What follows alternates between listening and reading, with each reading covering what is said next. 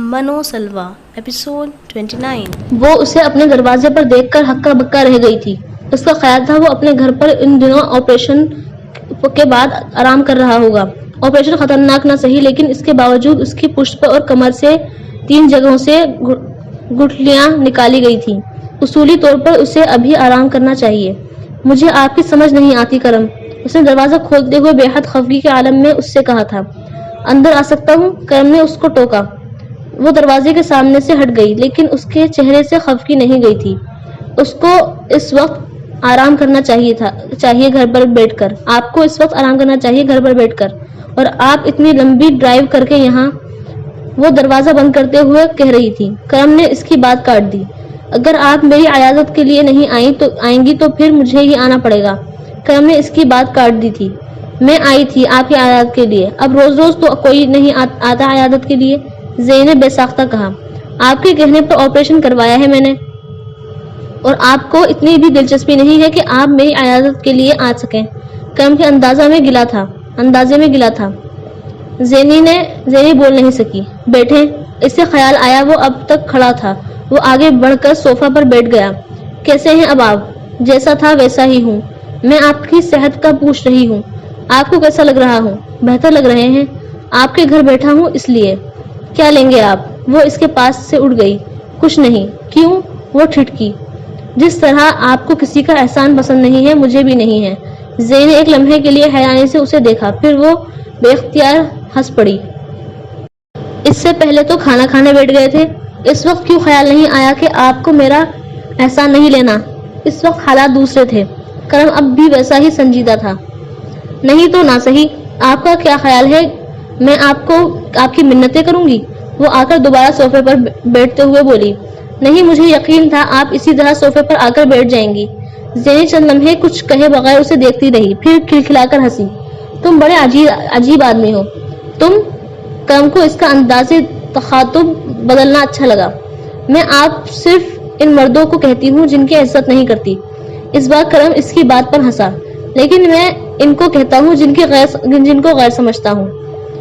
کچھ دیر تک دونوں چپ چاپ ایک دوسرے کے آمنے سامنے بیٹھے رہے، پھر کرم نے کہا، میری امی یا بھائی نے تمہیں ہاسپٹل میں کچھ کہا تھا؟ وہ چونکی، پھر اس نے بظاہر نارمل لہجے میں کہا، مجھ سے کیا کہیں گے وہ؟ مجھے تو ٹھیک سے جانتے بھی نہیں وہ۔ میں نہیں مان سکتا تم اسی وجہ سے دوبارہ مجھے ملنے ہاسپٹل نہیں آئی۔ وہ کچھ دیر خاموش بیٹھی کچھ سوچتی رہی، پھر اس نے بہت تھکے ہوئے لہجے میں کہا، میں سب کچھ چھوڑ کر لوگوں کی نظروں سے چھپ کر یہاں بیٹھی ہوں، بہت مدت کے بعد سکون میں ہوں۔ میں اب اپنے آس پاس کوئی ایسی چیز نہیں چاہتی جو مجھے پھر کسی دلدل میں گھسیٹے۔ وہ برداشت کم ہو چکی ہے کرم، قوت برداشت کم ہو چکی ہے کرم۔ ان کی آنکھوں میں شک، حقارت، بہت کچھ تھا میرے لیے، اور لہجے پہچاننے میں ضرورت سے زیادہ حساس ہو گئی ہوں، حد تک کہ ایک احساس نے مجھے اس میں کودنے پر مجبور کر دیا تھا۔ میں اب دوبارہ کسی کنویں میں کودنا نہیں چاہتی۔ تم اچھے آدمی ہو، میرے کوئی نہیں ہو، ہم دونوں کا ایک دوسرے سے کوئی تعلق نہیں، کوئی رشتہ نہیں، اور بس یہ ہے تو ہمارا۔ میں نہیں چاہتی کوئی منہ کھول کر مجھ سے تمہارے بارے میں ایسے سوال کرے جن کے بارے میں جواب میرے پاس نہیں ہے۔ وہ بے حد صاف گوئی سے کہہ رہی تھی، اور کرم کو اس کی یہ صاف گوئی تکلیف پہنچا رہی تھی۔ وہ بہت پہلے ہی اس کے ساتھ کسی ممکنہ تعلق کو ریجیکٹ کر رہی تھی، یعنی وہ کرم کو یہ بتانا چاہ رہی تھی کہ اگر وہ ایسا کچھ سوچ بھی رہا تھا تو کبھی نہ سوچے۔ کیوں؟ اس لیے کیونکہ زری کی طرح وہ بھی کسی معمولی شکل کے برس زدہ اور کینسر زدہ آدمی کے ساتھ زندگی نہیں گزار سکتی تھی، اور اس کے ساتھ ساتھ عمر کا فرق بھی اس کے ذہن میں ہوگا۔ وہ اس سے دگنی عمر کا نہ صحیح، لیکن بہرحال کافی بڑا تھا۔ پھر کرم اپنے آپ کو خوامخواہ کسی فریب میں گرفتار کیوں کر رہا تھا؟ ریجیکشن تکلیف دہ ہوتی ہے، لیکن اتنی کھلی ریجیکشن؟ کرم وہاں بیٹھے اس کی باتیں سنتا ہوا اس کی ہر بات کو اپنا مفہوم پہنا رہا تھا، اور تکلیف بڑھتی جا رہی تھی۔ وہ اب خاموش ہو گئی، شاید منتظر تھی کہ کرم کچھ کہے گا، لیکن کرم کچھ کیسے کہتا؟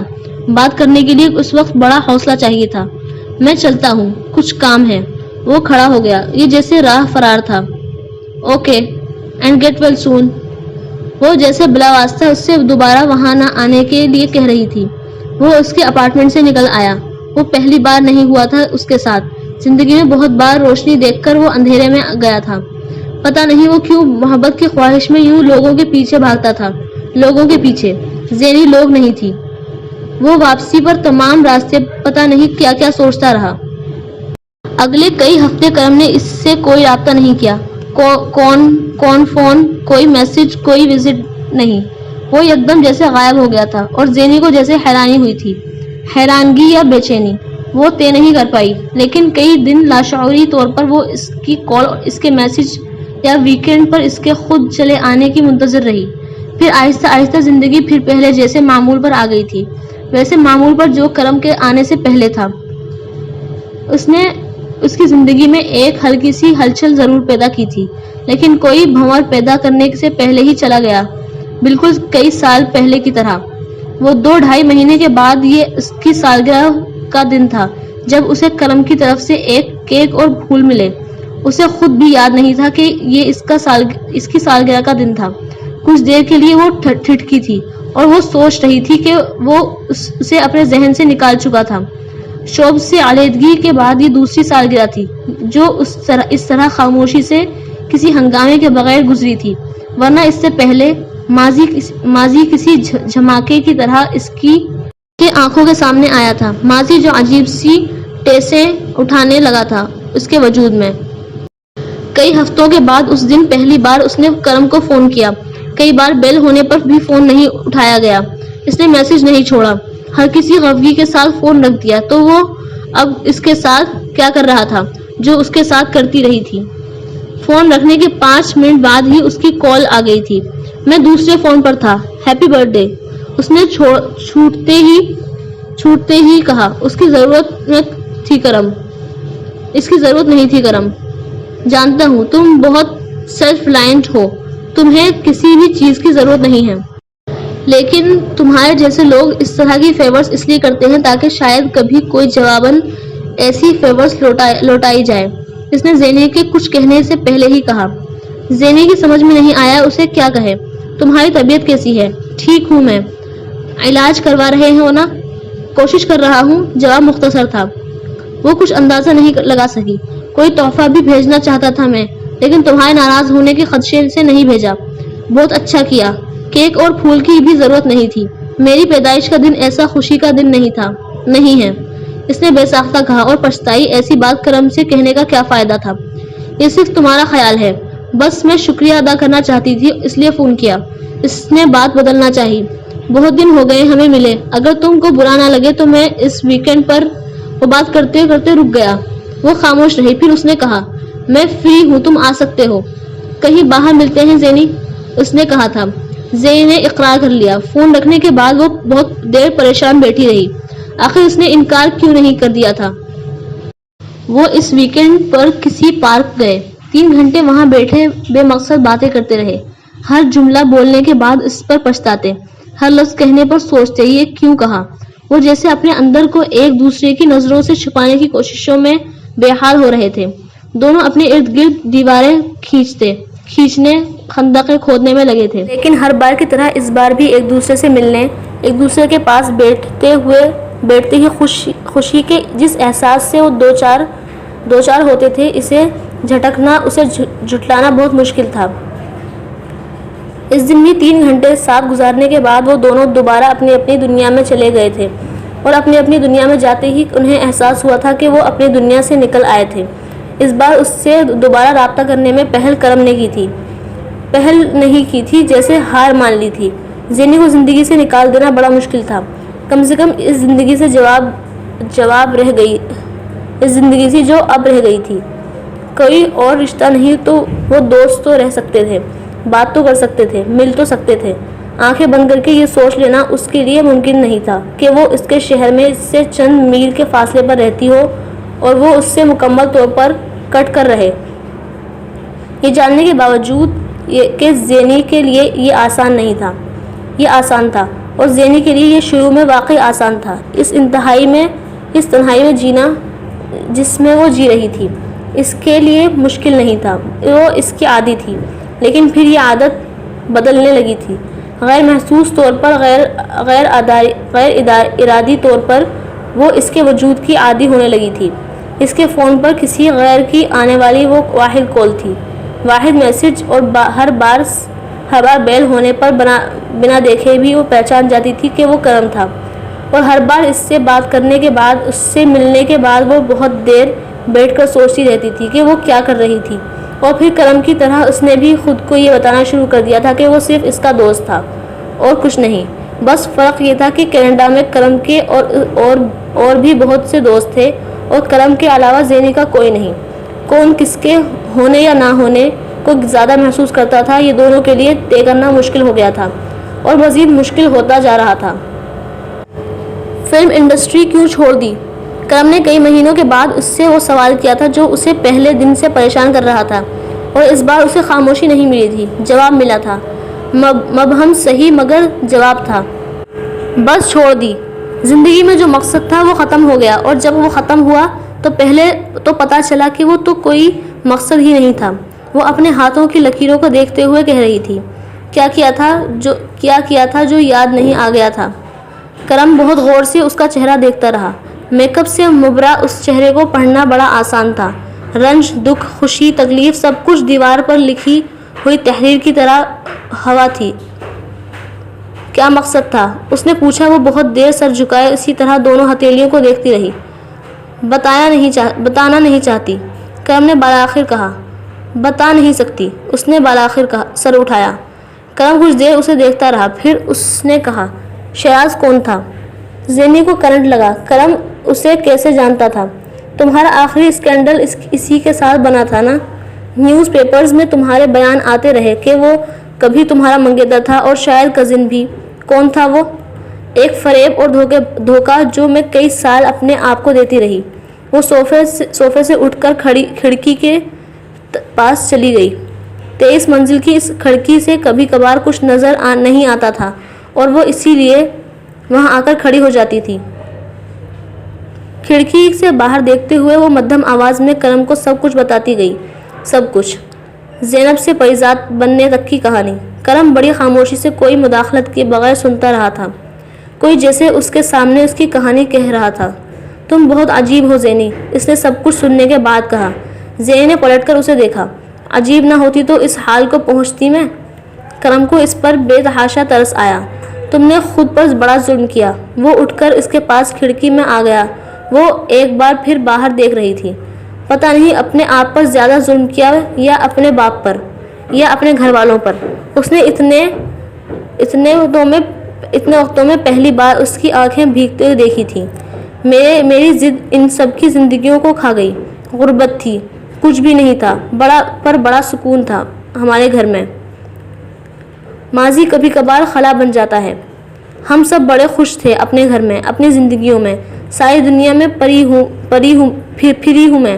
مہنگے سے مہنگا کھانا کھایا ہے میں نے, لیکن اپنے باپ کے گھر سوکھی روٹی اور پیاز کے لقمے کا ذائقہ نہیں بھول سکی میں. ویسا کھانا کہیں نہیں کھایا میں نے. اس لقمے کی یاد ہر کھانے کو بے مزہ کر دیتی ہے میرے لیے. اس کی آنکھوں میں پانی تھا کہ امڑتا ہی آ رہا تھا. مہنگے سے مہنگا لباس پہنا میں نے, لیکن جو خوشی اپنے باپ کے لائے ہوئے چند سو کے معمولی سے جوڑے کو پہن کر ملتی تھی, ویسی خوشی دوبارہ نہیں ملی. اپنے باپ کے 2 کمرے کے گھر جیسی عزت اور تحفظ کسی کے محل میں نہیں ملا مجھے. ہر گاڑی میں بیٹھی ہوں میں, لیکن اپنے باپ کی سائیکل کو نہیں بھول سکی میں. وہ آنسو نہیں تھے, وہ نہ ختم ہونے والا پچھتاوا تھا جس کے ساتھ وہ جی رہی تھی. لوگ کہتے ہیں نا, اولاد آزمائش ہوتی ہے. میں اپنے باپ کی آزمائش تھی, بہت بڑی آزمائش. شیراز نے ہمارے گھر کو نہیں توڑا, یہ میں تھی جس نے سب کچھ برباد کیا. میں یوں ضد میں پاگل نہ ہوتی تو پتہ نہیں کیا ہوا تھا مجھے, پتہ نہیں کیا ہو گیا تھا مجھے. بس صبر نہیں ہوا مجھ سے, صبر کبھی بھی نہیں کر سکی میں. آنسو اب اس کے گالوں پر پانی کے دھاروں کی طرح بہہ رہے تھے. عبادت بڑی کی میں نے, نماز, روزہ, صدقہ, خیرات, سب. شکر بھی بہت کیا میں نے, پر صبر کرنا مجھے کبھی نہیں آیا. میرا باپ بہت بار کہتا تھا مجھ سے, آسائش میں شکر کرنا چاہیے, آزمائش میں صبر کرنا چاہیے. میں سوچتی رہتی تھی اتنی آزمائشیں تو پہلے ہی ہیں. زہرا آپا کے مسئلے، غربت، صبر تو پہلے ہی کر رہے تھے ہم سب، پر وہ میری آزمائش نہیں تھی. وہ زہرا آپا کی آزمائش تھی، ابو کی آزمائش تھی. میری آزمائش تو وہی ایک آئی تھی جس پر میں صبر نہیں کر سکی. اس نے سر جھکایا ہوا تھا شکست خوردہ انداز میں. اس آنکھوں سے بہنے والا پانی اب اس کی تھوڑی سے ٹپک رہا تھا. ابو کی بات سننی چاہیے تھی، مجھے ماننی چاہیے تھی. اس کی آواز میں پچھتاوے سے زیادہ اذیت تھی، اذیت سے زیادہ پچھتاوا تھا. جانتے ہو ڈیفنس میں میرے پراپرٹی ڈیلر کے ذریعے میرا گھر کس نے خریدا ہے؟ ابو کے اسی دوست کے بیٹے نے جو ابو کے ڈپارٹمنٹ میں کلرک تھا.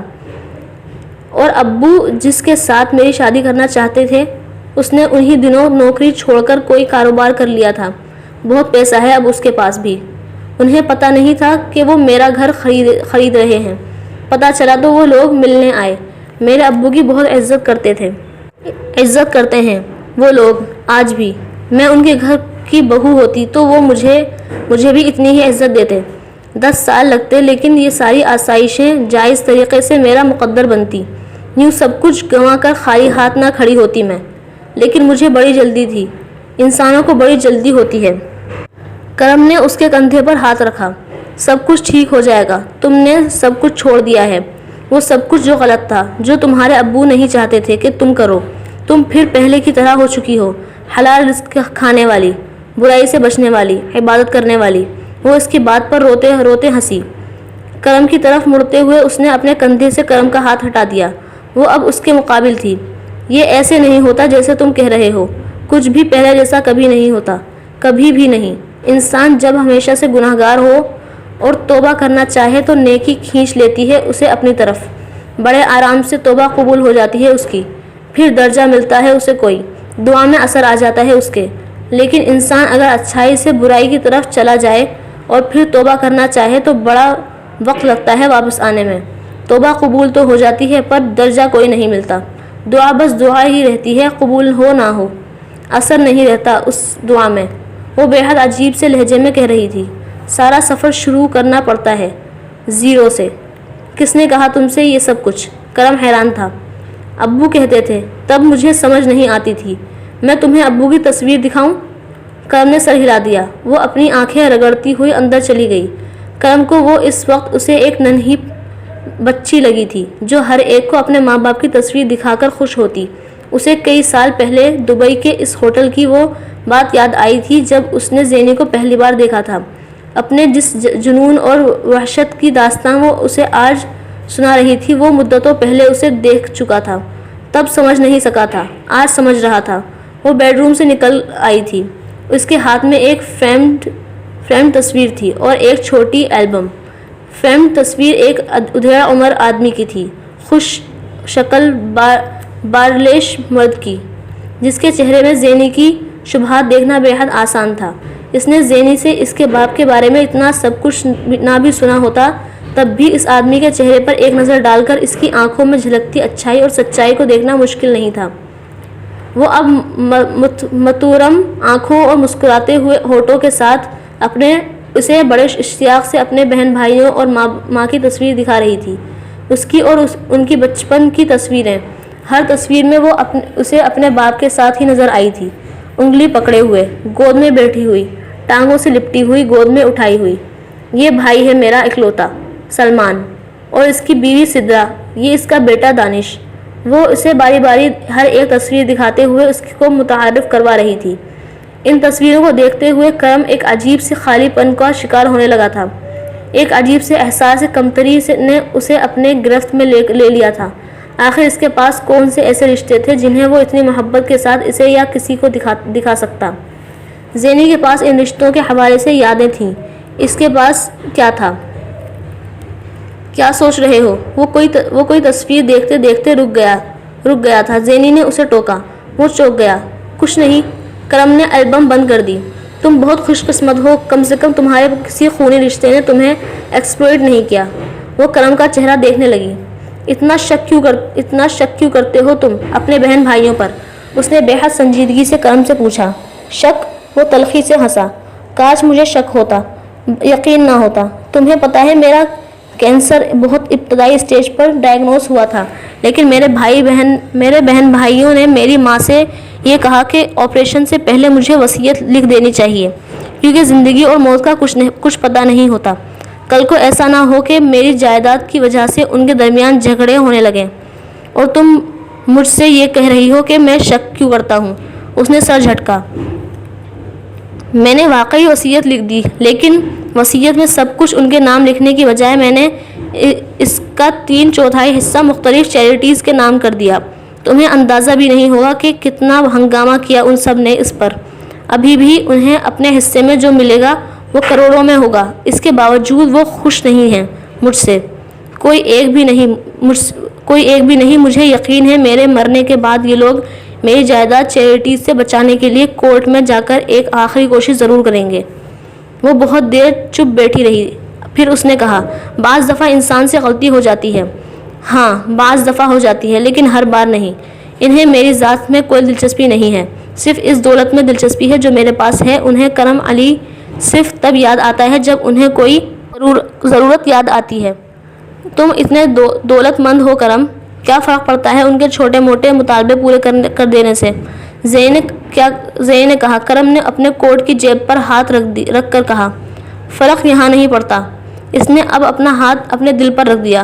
یہاں پڑتا ہے۔ اس کی آنکھوں میں رنج تھا۔ میں سوچتا ہوں وہ کبھی خونی رشتے کے حوالے سے بھی تو ملے مجھ سے۔ تم نے خود انہیں فاصلے پر رکھا ہوگا۔ زینی اب بھی اس کی ہاں میں ہاں ملانے میں تیار نہیں تھی۔ پہلے نہیں رکھا تھا، اب رکھا ہے۔ میرا جانا انہیں اتنی خوشی نہیں دیتا، میرا بھیجا ہوا چیک، اس لیے میں انہیں وہی چیز بھیجتا ہوں جو انہیں زیادہ خوشی دے۔ تم اندر سے بہت تلخ ہو کرم، زین نے بہت غور سے اسے دیکھتے ہوئے کہا۔ وہ مسکرا دیا۔ 25 سال اگر کوئی انسان کڑواہٹ اپنے اندر جمع کرتا آ رہا ہو تو کبھی نہ کبھی زبان وہ کڑواہٹ اگلنے لگتی ہے۔ پھر بھی تمہیں اپنے بہن بھائیوں سے ملنا چاہیے، یوں الگ ہو کر نہیں بیٹھنا چاہیے۔ زین نے جیسے بات ختم کری۔ تم کیوں نہیں ملتی اپنے بہن بھائیوں سے؟ تم کیوں یوں چھپ کر بیٹھ گئی ہو؟ وہ اس کے چند لمحوں کے لیے ساکت ہو گئی تھی۔ وہ واقعی بہت تلخ تھا۔ اس نے نظریں چرائیں۔ میں اپنے بہن بھائیوں سے اس لیے نہیں ملتی کیونکہ میں ان کے لیے داغ ہوں، پھر میں ان کی زندگی کو اپنے وجود سے آلودہ کروں۔ وہ سب میرے بغیر بھی بہت خوش ہیں، انہیں میری ضرورت نہیں ہے۔ میری فیملی بھی میرے بغیر بہت خوش ہے، انہیں بھی میری ضرورت نہیں ہے، کرم نے بے ساختہ کہا۔ رشتہ اتنی آسانی کے ساتھ زینی باہر چلیں؟ کرم نے اسے بات مکمل نہیں کرنے دی اور الجھی نظروں کے ساتھ اس کو دیکھتی رہی۔ کرم نے زندگی میں بہت ساری عورتیں دیکھی تھی، لیکن زینی ان میں سے عجیب ترین تھی۔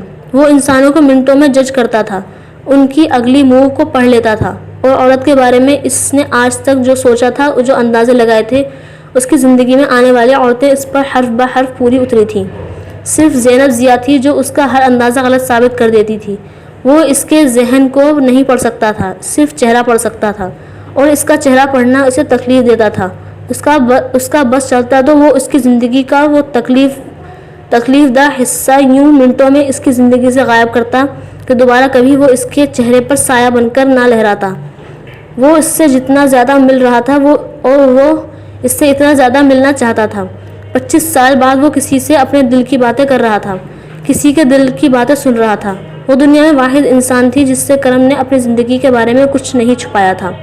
ایک چیز بتا دی تھی اس نے، ایک غلطی، ایک گناہ۔ وہ جیسے اس کے لیے ایک آئینہ بن گئی تھی جس میں وہ جھانکتا تو بآسانی اپنا عکس دیکھ لیتا، اور ہر بار اس سے اپنا کوئی راز شیئر کرنے کے بعد وہ گھر آتا اور پچھتاتا۔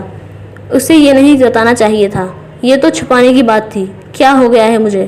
وہ خود کو ملامت کرتا، اگلی بار اپنی زبان بند رکھنے کا عہد کرتا اور اس پر جمع رہتا تب تک جب تک وہ فون پر اس کی آواز نہ سن لیتا یا وہ اس کے سامنے نہ آ جاتی، اور جیسے ہی ان دونوں میں سے کوئی ایک چیز ہوتی، کرم ایک بار پھر کرم نہیں رہتا تھا۔ اس کی کڑواہٹ بڑے عجیب انداز میں ختم ہونے لگی تھی، اس کی تلخ دم توڑنے لگی تھی۔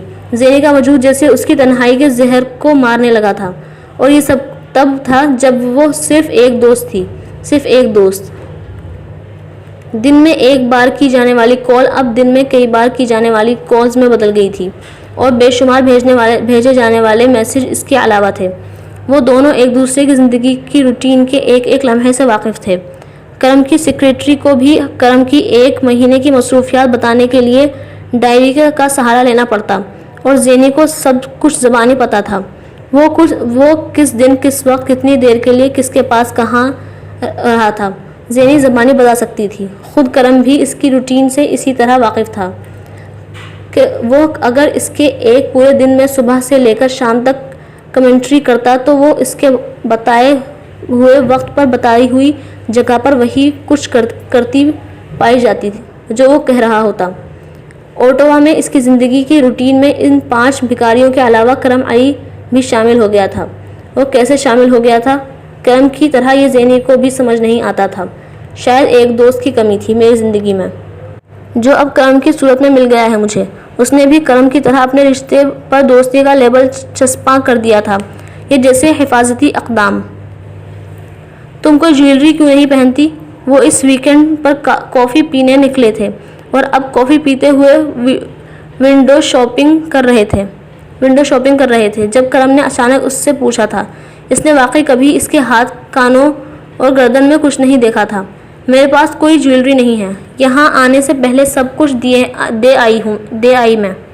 اس نے مسکراتے ہوئے کرم سے کہا، میں لے کر دوں اگر تم برا نہ مناؤ تو۔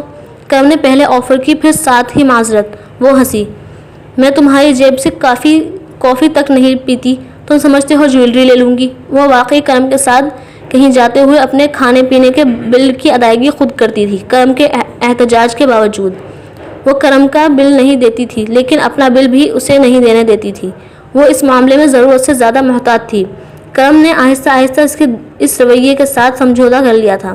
واحد تبدیلی جو آئی تھی وہ یہ تھی کہ ہر بار اپنی کافی اور کھانے کا بل ادا کرنے کی بجائے اب ایک بار بل وہ ادا کرتی تھی، اگلی بار کرم، اور کھانے اور کافی کی جگہ کا انتخاب ہمیشہ زینی کا ہوتا تھا۔ اور کرم اگر زینی کے بل دینے کی باری پر اگر کسی سستی سی چیز کا انتخاب کرتا تو زینی بھی اس کی باری پر یہی کرتی تھی۔ وہ بہت سالوں کے بعد وہ سستی چیزیں کھا رہا تھا جو اب اس کی زندگی سے نکل گئی تھیں۔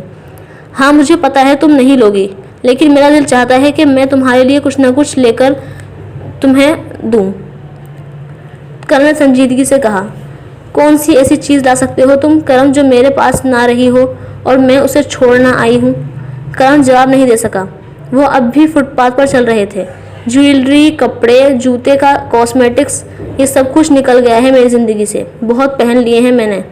یہ جو زندگی ہے نا، جو بیوٹی پارلر، جم، اسٹوڈیوز اور پارٹیز سے ہٹ کر گزار رہی ہوں، یہ بہت پرسکون زندگی ہے۔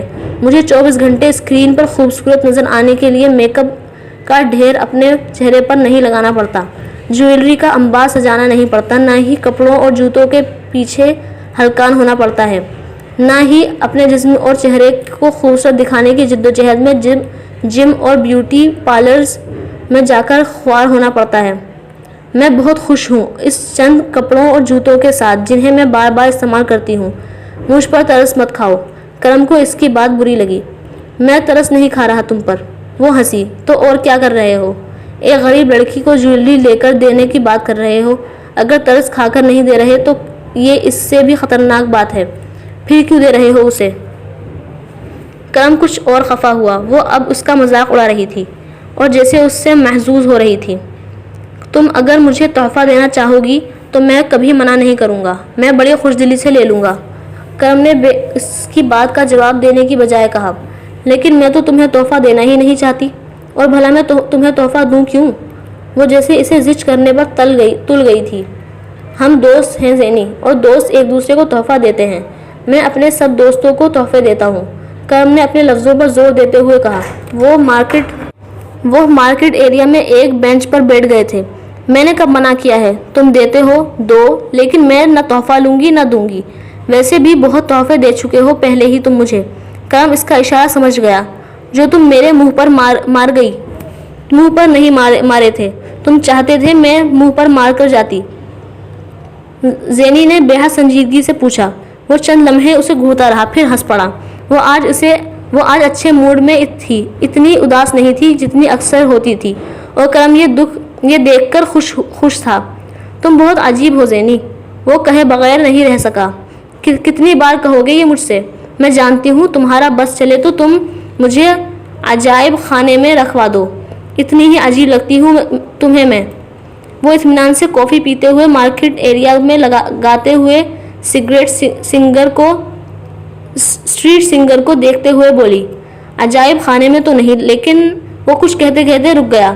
زینی اسے نہیں دیکھ رہی تھی، وہ فٹ پاتھ پر گاتے سنگر کو سن رہی تھی۔ وہ کافی پینا بھول گیا، بہت دیر تک اس کے چہرے کو دیکھتا رہا۔ وہ اب بھی کسی پینٹر کی پینٹنگ کی طرح خوبصورت تھی۔ اسے واقعی خوبصورت نظر آنے کے لیے کسی چیز کی ضرورت نہیں تھی۔ زری بھی بے انتہا خوبصورت تھی۔ اسے دیکھتے ہوئے بھی بعض دفعہ وہ اسی طرح مبہوت ہو جاتا تھا، لیکن ایسا کبھی نہیں ہوا کہ وہ زری کی آنکھوں میں آنے والے کسی تاثر، کسی احساسات کسی نے کبھی اس طرح باندھا ہو جس طرح وہ باندھ کر رکھ دیتی تھی۔ کرم نے نظریں ہٹا کر کافی کا آخری گھونٹ بھرا۔ وہ اس کی نہیں تھی، وہ اس کی نہیں ہو سکتی تھی۔ شیراز کی بدقسمتی پر رحم آتا، کوئی زینی جیسی لڑکی کو پیسے کی خاطر کیسے چھوڑ سکتا تھا؟ کم سے کم کرم علی تو نہیں۔ تم اس ایکٹریس سے کیوں ملتے ہو؟ وہ دوست ہے میری۔ اس سے پہلے تو کبھی عورتوں کو دوست نہیں بنایا تم نے، پھر اب کیا ضرورت آن پڑی؟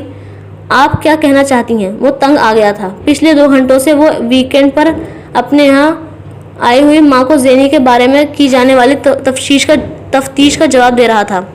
بڑا پچھتاؤ گے تم کرم، زری سے زیادہ بڑا دھوکہ کھاؤ گے اس بار۔ اس کی ماں نے اسے بتایا، وہ جیسے اس کے پورے خاندان کے خیالات کو اس تک پہنچا رہی تھی۔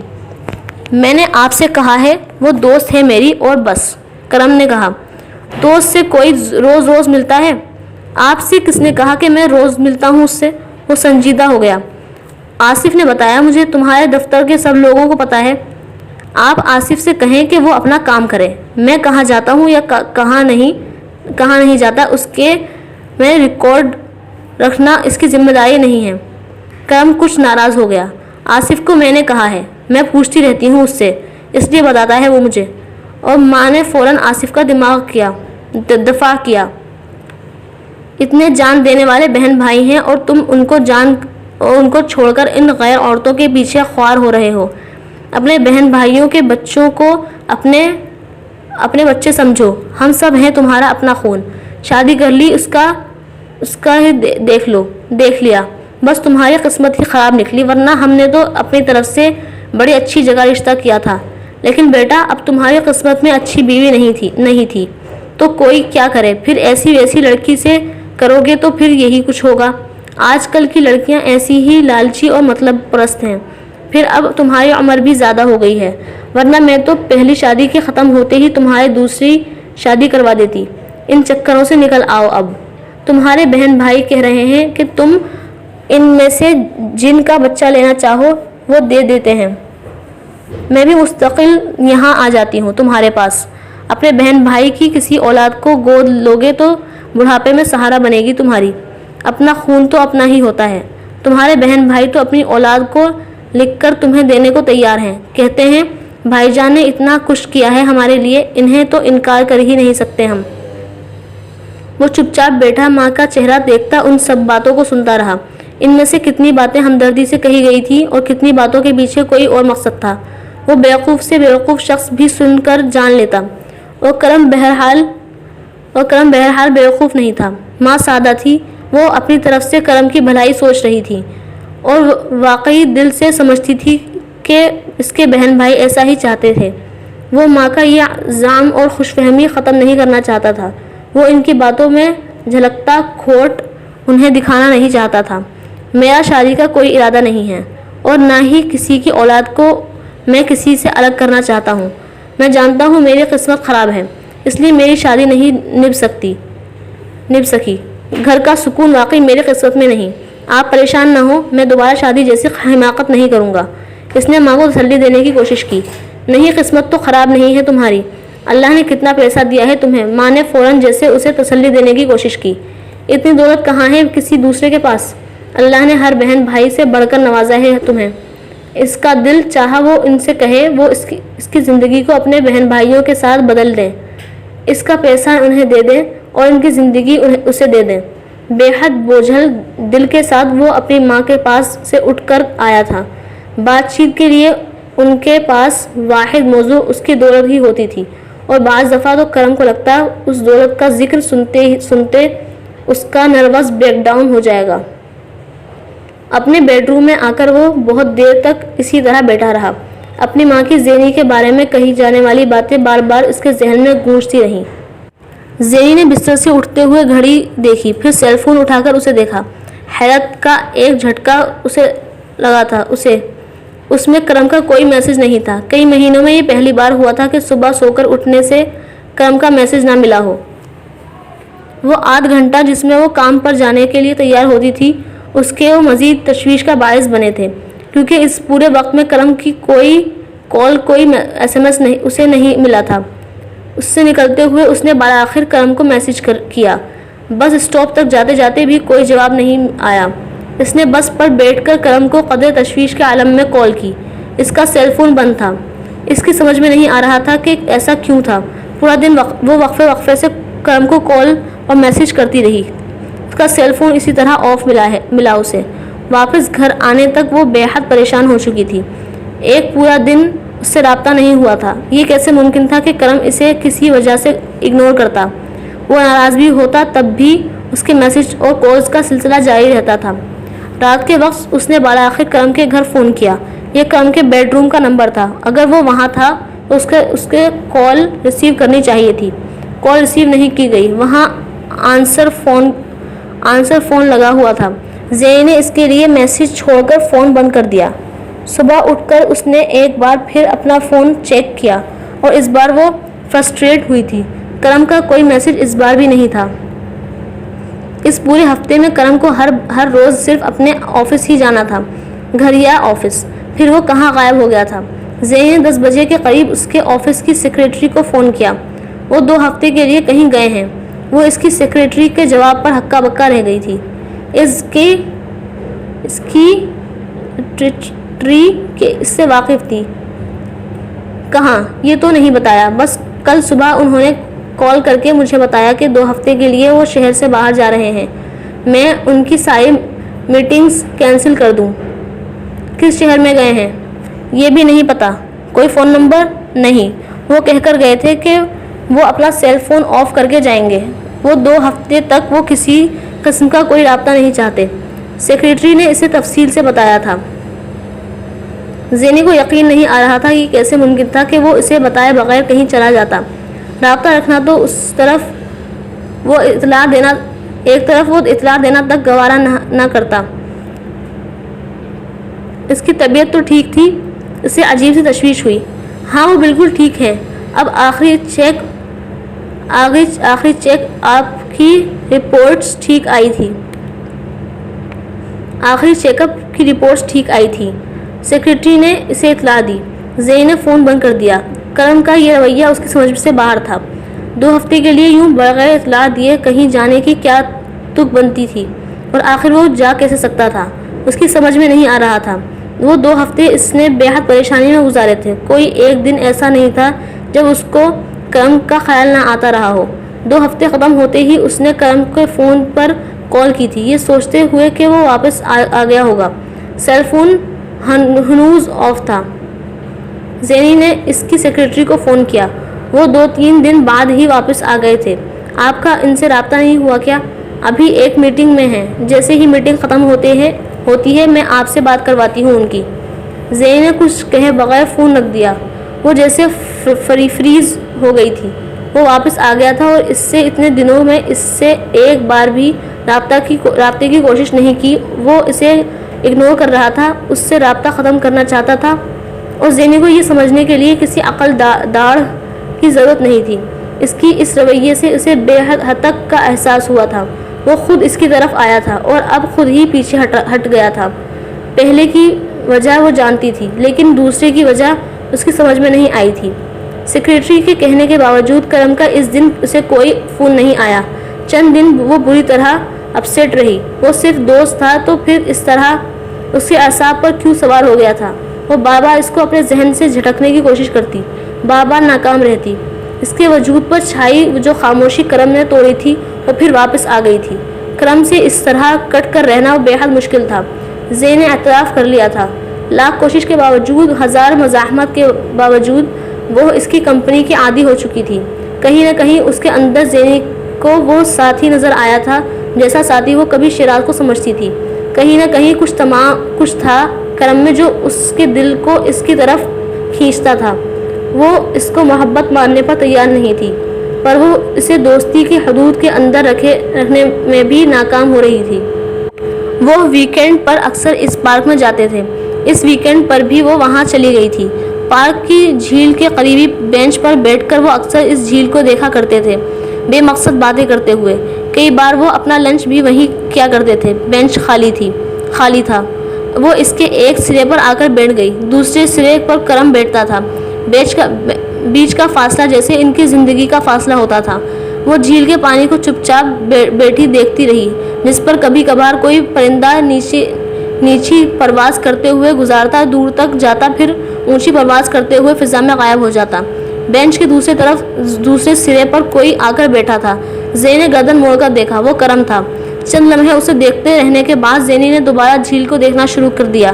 پانی اب صرف جھیل میں نہیں تھا، اس کی آنکھوں میں بھی تھا۔ بہت دیر تک وہ اجنبیوں کی طرح بالکل چپ چاپ بیٹھے جھیل کو دیکھتے رہے۔ پھر کرم نے گردن موڑ کر اسے دیکھا۔ وہ ابھی بھی گردن سیدھی کیے ہوئے یکٹک جھیل کو دیکھ رہی تھی۔ اتنے ہفتوں کے بعد اس کا چہرہ دیکھتے ہوئے اسے عجیب سی تکلیف ہوئی۔ تکلیف یا شرمندگی وہ فوری طور پر بوجھ نہیں سکا۔ چند لمحے لفظ ڈھونڈتے رہنے کے بعد اس نے کہا، کیسی ہو؟ وہ خاموش بیٹھی جھیل کو دیکھتی رہی۔ ہوا اس کی شانوں پر بکھرے بالوں کو آہستہ آہستہ اڑا رہی تھی۔ اس کا چہرہ چند لمحوں کے لیے جیسے کرم کی نظروں سے اوجھل ہوا۔ کرم کا دل چاہا وہ اس کے چہرے کو چھپاتے بالوں کی ان لٹوں کو ہاتھ سے ہٹا دے۔ ناراض ہو؟ خاموشی۔ کرم نے سر جھکا لیا۔ اس کے انداز میں شکست خوردگی تھی۔ چند لمحے اسی طرح بیٹھے رہنے کے بعد اس نے ایک بار پھر گردن موڑ کر زینی کو دیکھا۔ وہ گلے میں لپٹے اسکارف کو نکال کر بالوں کو سمیٹ رہی تھی۔ اس کا چہرہ پھر نظر آنے لگا تھا، اور چہرہ نظر آنے کے ساتھ کرم نے اس کے گالوں پر پھسلتے آنسو بھی دیکھ لیے تھے۔ گود میں پڑے کوٹ کو اٹھاتے ہوئے وہ کرم کی طرف دیکھے بغیر بینچ سے اٹھنے والی تھی جب کرم نے بہت آہستگی کے ساتھ اس کے ہاتھ پر ہاتھ رکھ دیا۔ زینی، اس نے اسی نرمی کے ساتھ اپنے ہاتھ پر دھرا کرم کا ہاتھ ہٹا دیا۔ میں کھلونا نہیں ہوں کرم جس کو تم اپنی تفریح اور ضرورت کے مطابق جب چاہو استعمال کرو، جب جی چاہے اٹھا کر پھینک دو۔ اس نے اپنے گالوں سے آنسو صاف کرتے کرتے کرم سے کہا۔ پہلی بار دونوں کی نظریں ملی تھیں۔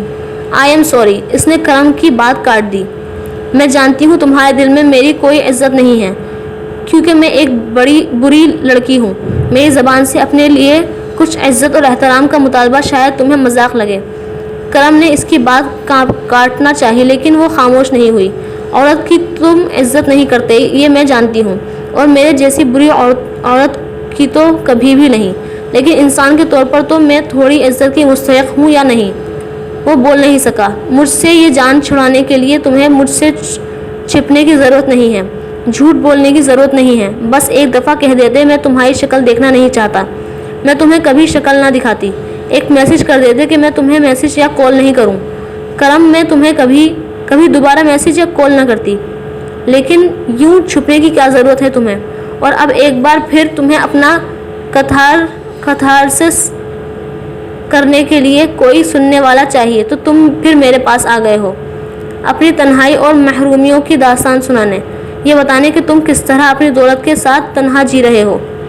وہ شکوہ جو آنسوؤں سے شروع ہوا تھا اب جیسے کسی لاوے کی طرح ابل رہا تھا۔ مجھے پھر یہ بتانے آئے ہوگے کہ کس طرح ساری دنیا تمہیں پیسے کے لیے ایکسپلوئٹ کرتی ہے، لیکن تم دوسروں کو کس طرح ایکسپلوئٹ کرتے ہو؟ تم نے کبھی اس کے بارے میں سوچا ہے؟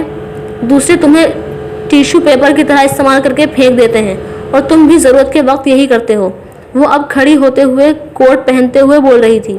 وہ سر اٹھائے خاموشی سے اسے سن رہا تھا۔ تم بھی دوسرے مردوں کی طرح بے حد خود غرض ہو، خود ترسی کا شکار، صرف اپنے بارے میں سوچنے والے۔ تمہیں ہر وہ شخص یاد ہے جس نے تمہیں دھوکہ دیا۔ کرم کی خاموشی زینی کو مزید مشتعل کر رہی تھی۔ تم نے کبھی ان کے بارے میں سوچا ہے جنہیں تم ہرٹ کرتے ہو؟ تمہیں کیسے ہرٹ کیا میں نے؟ اس نے پہلی بار زبان کھولی اور زینی بول نہیں سکی۔ میرے غائب ہونے سے تم کو کیا فرق پڑا؟ کچھ فرق پڑا؟ وہ چند لمحے اس کے جواب کا انتظار کرتا رہا۔ وہ اسے کیا جواب دیتی؟ یہ فلم نہیں تھی، زندگی تھی۔ وہ ہیرو نہیں تھا، کرم تھا۔ وہ پریزاد نہیں تھی، زینی تھی۔ اور اس کے پاس جذبات سے بھرپور ڈائیلاگز کا کوئی اسکرپٹ نہیں تھا جسے وہ رٹے مار کر اسی انداز میں بولتی جاتی۔ جو کچھ تھا دل میں تھا، اور جو دل میں تھا اسے زبان پر وہ کیسے لے آتی۔ فرق اگر پڑتا ہے تو مجھے پڑتا ہے۔ تم سے نہ ملنے پر مجھے تکلیف ہوتی ہے، بات نہ ہونے پر مجھے اذیت ہوتی ہے۔ تمہیں تو کسی چیز سے کوئی فرق نہیں پڑتا، کیونکہ میں تو صرف ایک دوست ہوں تمہارا۔ لیکن یہ بات میں اپنے آپ کو نہیں سمجھا پا رہا۔ وہ شکست خوردہ انداز میں اعتراف جرم میں کی طرح اقرار محبت کر رہا تھا۔ تم سے چھپنے کی کوشش نہیں کر رہا تھا، اپنے آپ سے چھپنے کی کوشش کر رہا تھا۔ ایک بار پھر اپنے آپ کو یہ سمجھانے کی کوشش کر رہا تھا کہ تم میری کوئی نہیں ہو۔ میں کیوں اپنے آپ کو تمہارا عادی کر رہا ہوں؟ کل کو اگر تم نے مجھے اپنی زندگی سے نکال دیا تو مجھے تمہارے بغیر رہنے کے قابل ہونا چاہیے۔ بیکار کوشش کی، تمہارے بغیر نہیں رہ سکتا میں۔ وہ مایوسی سے سر ہلا رہا تھا۔ زینی کا غصہ ماچس کی تیلی کی طرح جل کر بجھ گیا۔ وہ کچھ اور سننے کی توقع کر رہی تھی۔ یہ سب نہیں، دنیا کے اندر تو کم سے کم کہیں کوئی ایسی جگہ نہیں ہے جہاں تم مجھے یاد نہ آؤ۔ وہ چند لمحے کھڑی اسے دیکھتی رہی، پھر آگے بڑھ کر بینچ پر بیٹھ گئی۔ اتنے دن کہاں تھے تم؟ یہ میری بات کا جواب نہیں ہے، کرم نے اسے یاد دلایا۔ وہ اس سے کوئی اور بات کر رہا تھا۔ تمہیں کہیں جانا تھا تو تم مجھے بتا دیتے، میں پریشان ہو گئی تھی تمہارے بارے میں۔ وہ اس کی طرف دیکھے بغیر کہہ رہی تھی۔ کرم نے ایک گہرا سانس لیا۔ اظہار محبت مرد کی طرف سے ہوتا ہے اور وہ پہل کر چکا تھا۔ دوسرا قدم زینی کو اٹھانا تھا، مگر وہ وہیں کھڑی تھی۔ تمہیں یوں اچانک کیا ہو گیا تھا؟ کیا پھر سے دہراؤں؟ کرم نے مدھم آواز میں کہا۔ وہ خاموش ہو گئی۔ کوٹ کی جیب سے رومال نکال کر کرم نے زینی کی طرف بڑھایا۔ اس نے رومال تھام کر اپنی آنکھیں خشک کی اور کرم کو رومال تھما دیا۔ آئی ایم سوری، کرم نے رومال اس کے ہاتھ سے لیتے ہوئے کہا۔ زینی نے سر ہلا دیا۔ وہ رومال ہاتھ میں لیے بیٹھا رہا۔ بہت غلط باتیں سوچتی ہو تم میرے بارے میں زینی، کرم نے کچھ دیر کی خاموشی کے بعد کہا۔ تمہاری عزت کرتا ہوں تو تمہارے پاس بیٹھا ہوں۔ یہ جانتا ہوں میں خود غرض ہوں، اپنی خوشی کے لیے یہ سوچے بغیر تمہارے پاس آ جاتا ہوں کہ تم مجھے پسند بھی کرتی ہو یا نہیں۔ زندگی میں پہلی بار خود غرض بنا ہوں۔ یہ بھی نہیں سوچ رہا کہ ہو سکتا ہے ایک برس زدہ آدمی سے تمہیں الجھن، جسم پر داغ ہونا روح پر داغ ہونے سے بہتر ہے۔ مجھ سے بہتر ہو تم، میری طرح آلودہ نہیں ہو۔ اس نے کرم کو بات مکمل کرنے نہیں دی۔ تم کیوں سوچتی ہو اس طرح کی باتیں؟ وہ ہمیشہ کی طرح اس کی بات سے اریٹیٹ ہوا تھا۔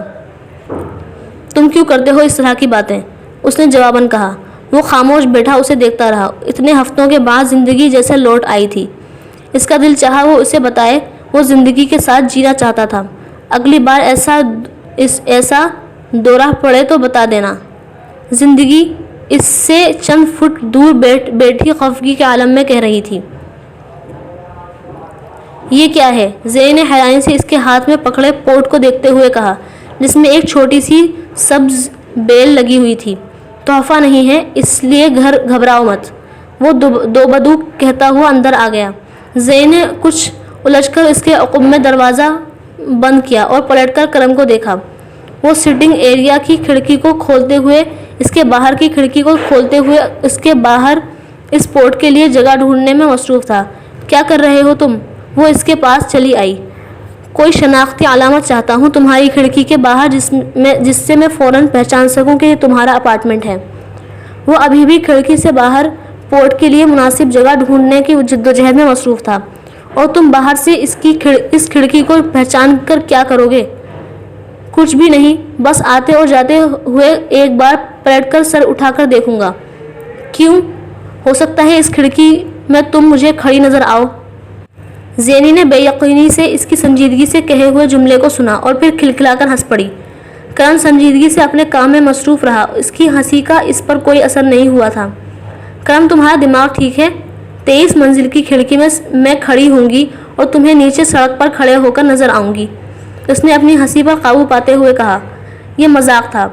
وہ اب کچن ایریا کی طرف جاتے ہوئے وہاں کوئی کیبنٹ کھول کر کچھ نکال رہا تھا۔ اب ضروری ہے کہ تم مجھ پر یہ پابندی بھی لگاؤ کہ میں نیچے سڑک پر کھڑا ہو کر سر اٹھا کر اوپر تمہارے اپارٹمنٹ کو بھی نہ دیکھوں۔ وہ ایک وائر اور پلائرز نکال کر دوبارہ کھڑکی کے پاس آتے ہوئے بولا۔ یہ پورٹ ہوا کی وجہ سے اگر نیچے کسی کے سر پر گرا تو میں تمہیں بہت جلد اپنے اپارٹمنٹ کی بجائے جیل میں نظر آؤں گی۔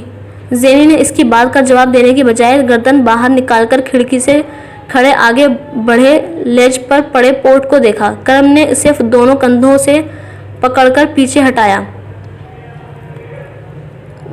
ہٹایا اور اس پورٹ میں بنے سوراخ میں وہ وائر ڈال کر اسے پلائرز کی مدد سے کسنے لگا۔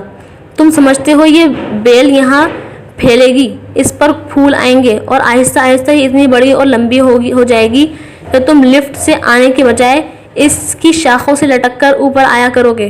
وہ اس کا مذاق اڑا رہی تھی۔ کرم نے کوئی جواب نہیں دیا۔ میں اسے پانی نہیں دوں گی، زینی نے کھڑکی سے ہٹ کر کچن ایریا کی طرف جاتے ہوئے اعلان کیا۔ اسے بڑھنے کے لیے تمہارے پانی کی ضرورت نہیں ہے۔ یہ میری محبت کی طرح ہے، تمہاری دیکھ بھال کے بغیر بھی مرے گی نہیں، بڑھتی جائے گی۔ اس کی پرسکون بڑبڑاہٹ نے کچن میں جاتی زینی کے قدموں میں کوئی زنجیر ڈالی تھی۔ اس نے پلٹ کر کرم کو نہیں دیکھا۔ وہ چلتے چلتے رک گئی تھی۔ کرم اس پورٹ کو باندھتے ہوئے اسے دیکھے بغیر بھی جانتا تھا۔ وہ گھر میں ننگے پاؤں چلتی تھی اور وہ اس کے قدموں کی چاپ کو لفظوں کی طرح پڑھتا تھا۔ چاپ چپ تھی، یوں جیسے سورج سوچ میں پڑ گئی ہو۔ وہ کھڑکی بند کرنے لگا، اس کا کام ختم ہو گیا تھا۔ کھانا کھاؤ گے؟ وہ کچن کی طرف چلی گئی۔ اس ویکنڈ پر میرے گھر آؤ گی زینی؟ کرم ہاتھ دھونے کے لیے کچن کی طرف آتے ہوئے بولا۔ کس لیے؟ وہ فریج کا دروازہ کھولتے ہوئے رکی۔ تمہیں میرا لان اچھا لگتا تھا، کبھی دل نہیں چاہا دوبارہ آ کر دیکھو؟ وہ ٹیپ کھولے سنک میں ہاتھ دھونے کے بعد ٹاول سے خشک کر رہا تھا۔ وہ دروازہ پکڑے جیسے کچھ سوچنے لگی۔ حساب کا سوال تو نہیں تھا، صرف دل رکھنے کی بات ہے۔ کرم نے اسے سوچ میں دیکھ کر کہا۔ مجھے دل رکھنا نہیں آتا کرم، یہ کام کب کا چھوڑ چکی میں۔ اس کے چہرے پر ایک اداس مسکراہٹ آئی اور وہ کھانا نکال رہی تھی۔ میرا رکھ لو، کرم نے مدھم آواز میں کہا۔ زینی نے اسے نظر انداز کیا۔ وہ پلیٹیں نکال رہا تھا۔ کرم تم شادی کر لو۔ وہ پلیٹیں نکالتے رک گیا۔ وہ سلاد کے لیے ٹماٹر کاٹنے میں مصروف بے حد معمول کے انداز میں کہہ رہی تھی۔ کسی بہت اچھی سی لڑکی سے جو تمہارا بہت خیال رکھے، کسی بڑی پیاری سی لڑکی سے، ایک پیاری سی لڑکی سے کی تھی۔ اس کا جو نتیجہ ہوا تمہیں بتا چکا ہوں۔ بار بار اپنی بیویوں کی شادی نہیں کرا سکتا میں۔ زینی کو اس کی سنجیدگی سے کہی بات پر بے اختیار ہنسی آئی۔ تم عجیب آدمی ہو، اپنی بیوی کی شادی کروا دی؟ وہ ہنستی جا رہی تھی۔ انسان کو اتنا بھی اعلیٰ ظرف نہیں ہونا چاہیے۔ غلط کیا کیا؟ وہ سنجیدگی سے اسے دیکھتے ہوئے بولا۔ پتہ نہیں۔ وہ ہنسی پر قابو پانے میں ناکام ہو رہی تھی۔ تم نے شیراز کو جیل سے کیوں نکلوایا؟ یکدم جیسے کسی نے اس کی ہنسی کا گلا گھونٹ دیا تھا۔ وہ چند لمحوں کے لیے چپ چاپ اس کو دیکھتی رہی۔ وہ کاؤنٹر کے دوسری طرف اس کے سامنے کھڑا تھا۔ اس نے ابو کا واسطہ دیا تھا مجھے، وہ مدھم آواز میں کہتے ہوئے دوبارہ سلاد بنانے لگی۔ اس نے اللہ کا واسطہ دیا تھا مجھے؟ زینی کا ہاتھ رک گیا۔ کرم پلیٹیں لے کر میز کی طرف چلا گیا تھا۔ وہ جیسے سلاد بنانا بھول گئی۔ بہت دیر اسے ٹیبل سیٹ کرتے دیکھتی رہی۔ اس کی نظروں میں اضطراب تھا۔ اسے اپنا باپ یاد آیا تھا۔ اس وقت پہلی بار اسے احساس ہوا اسے کرم کی طرف کون سی چیز کھینچتی تھی۔ اس کی فطرت اس کے باپ جیسی تھی، ویسی ہی نرمی، ویسی ہی محبت، ویسا ہی ایثار، ویسا ہی اخلاق اور ویسا ہی اعلیٰ ظرفی۔ ساری زندگی اسے لگا اس کے باپ جیسا کوئی آدمی نہیں تھا، اور آج قسمت کرم کو اس کے سامنے لے آئی تھی۔ تم کیا مجھ سے تنگ آ گئی؟ ٹیبل سیٹ کرتے کرتے کرم کو جانے کیا خیال آیا۔ وہ دوبارہ سلاد بنانے لگی۔ تنگ نہیں آئی، میں واقعی چاہتی ہوں کرم کہ تمہاری زندگی میں کوئی ایسا ہو جو تم سے محبت کرے, تمہارے گھر کو گھر بنا کر رکھے. یہ جو تم ہر جگہ مارے مارے پھرتے ہو نا, ایک اچھی سی بیوی گھر پر ہوگی تو یوں خوار نہیں ہوگے تم, اور یہ بھی کہ تمہاری جان چھوٹ جائے گی.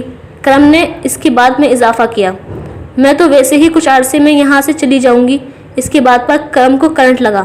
کہاں چلی جاؤ گی تم؟ وہ ٹیبل چھوڑ کر اس کی طرف آیا. اگلے سال کے شروع میں میرا ویزا ختم ہو جائے گا. میں پاکستان جاؤں گی, ویزا اپلائی کروں گی. پتہ نہیں ملتا ہے یا نہیں, پھر شاید کسی دوسرے ملک میں چلی جاؤں. کہاں پتہ نہیں, لیکن کہیں نہ کہیں تو جاؤں گی. میں لگوا دیتا ہوں ویزا. تم پاسپورٹ اور پیپرز نہیں, اس کی ضرورت نہیں. زینی نے اس کی بات کاٹ دی. کیونکہ تمہیں کسی کا احسان پسند نہیں.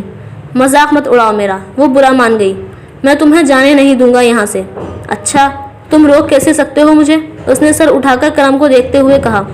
ایک دن تم یہاں آؤ اور تمہیں میں یہاں ملوں ہی نہ تو کیا کر لو گے تم؟ کرم بے حد خاموشی سے اس کا چہرہ دیکھتا رہا. اس کی آنکھوں میں اذیت تھی. تم میرے ساتھ یہ نہیں کر سکتی زینی. کیوں نہیں کر سکتی؟ وہ اسے تنگ کرنے لگی تھی. تم کو یاد ہے نا تم کس طرح مجھے چھوڑ کر غائب ہو گئے تھے؟ تب مجھے بتایا تک نہیں تھا کہ کہیں جا رہے ہو. پھر میں تمہیں بتا کر کیوں جاؤں؟ لیکن میں واپس بھی تو آ گیا تھا اور میں نے ایکسکیوز بھی کیا تھا تم سے. لیکن میں نہ تو واپس آؤں گی نہ ہی ایکسکیوز کروں گی. وہ بڑے اطمینان سے کہہ رہی تھی. کرم کی بھوک ایک دم ختم ہو گئی تھی. وہ دوبارہ سلاد بنانے میں مصروف تھی. اس لیے تم سے کہہ رہی ہوں شادی کر لو کسی اچھی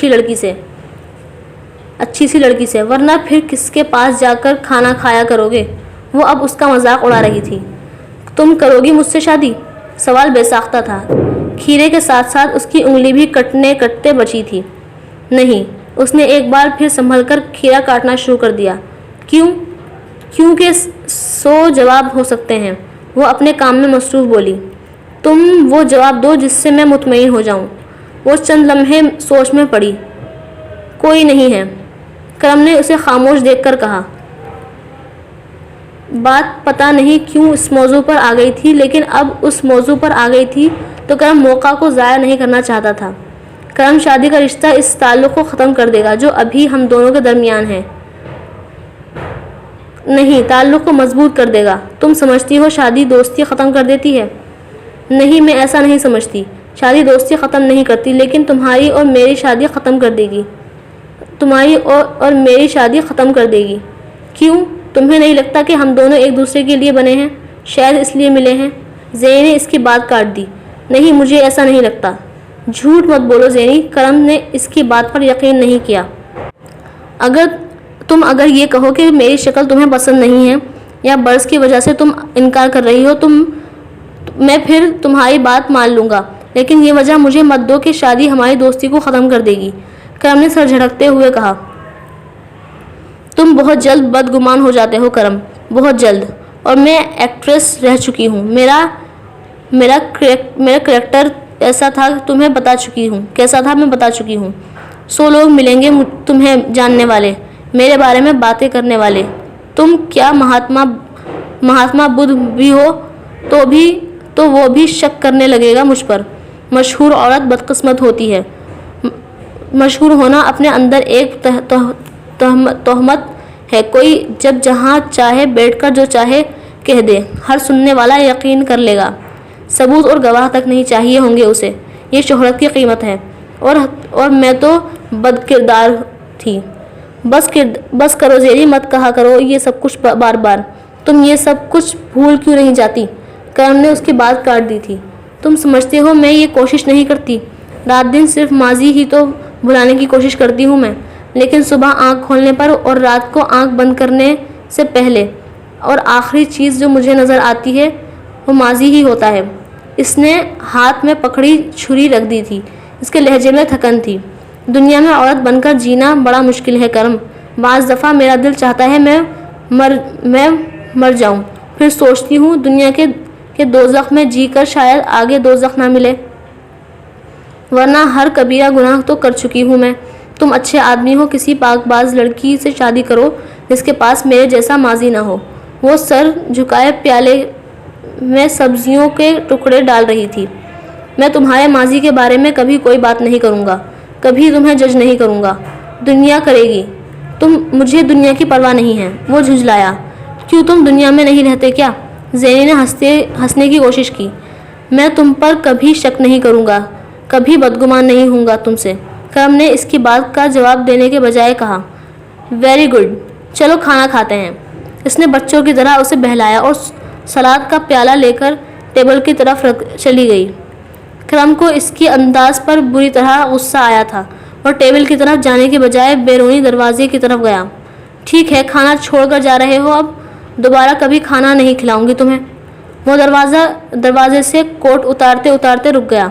اس نے پلٹ کر دیکھا. وہ بے حد خفا انداز میں کرسی پر بیٹھ رہی تھی. کرم پلٹ آیا.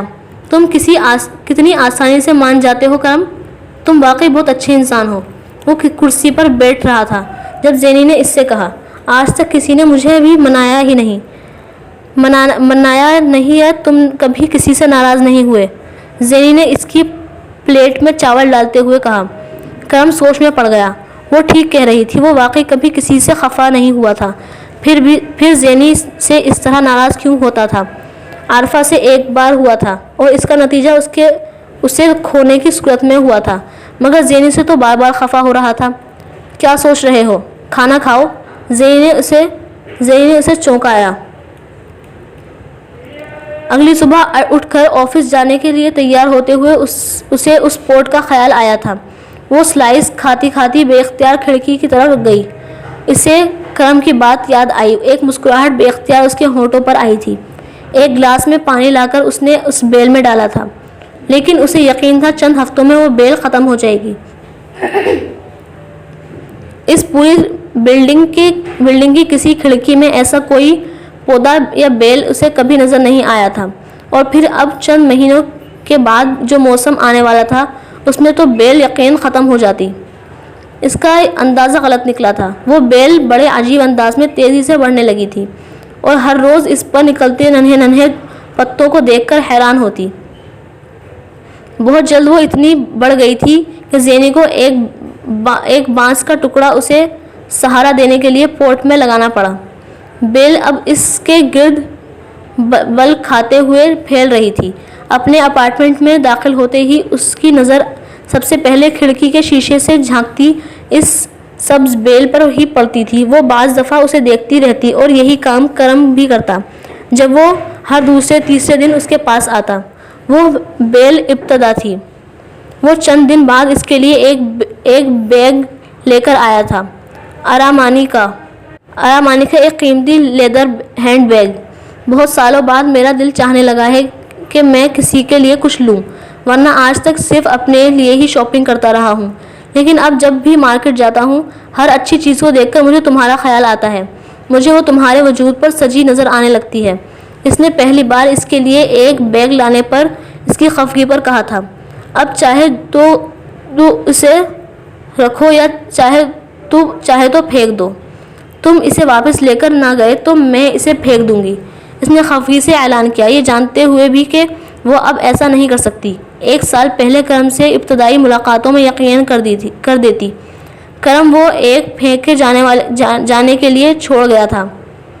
اس کے جانے کے بعد وہ بے حد بے بسی کے عالم میں اس بیگ کو لیے صوفے پر بیٹھ گئی. اتنے سالوں میں وہ پہلا تحفہ تھا جو قیمت نہیں تھا, غرض بھی نہیں تھا اور اسے احسان بھی نہیں لگ رہا تھا. اتنے سالوں میں وہ پہلا تحفہ تھا جسے گود میں رکھے اس نے اپنے آنسوؤں سے بھگویا تھا.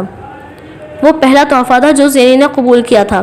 پھر بے حد غیر محسوس طریقے سے وہ اس کے لیے تحفے لانے لگا تھا. وہ ساری چیزیں جو وہ بہت پیچھے چھوڑ آئی تھی, کاسمیٹکس, پرفیوم, بیگز, کپڑے, سویٹر, جویلری, وہ جیسے کسی بلیک اینڈ وائٹ پکچر میں رنگ بھرنے کی کوشش کر رہا تھا. وہ ان سارے تحفوں کو استعمال کیے بغیر رکھتی جا رہی تھی. اس کے پاس ایک بار پھر قیمتی چیزوں کا ایک انبار اکٹھا ہونے لگا تھا. وہ کئی بار رات کے پچھلے پہر تہجد کے بعد ان چیزوں کو نکال کر دیکھتی.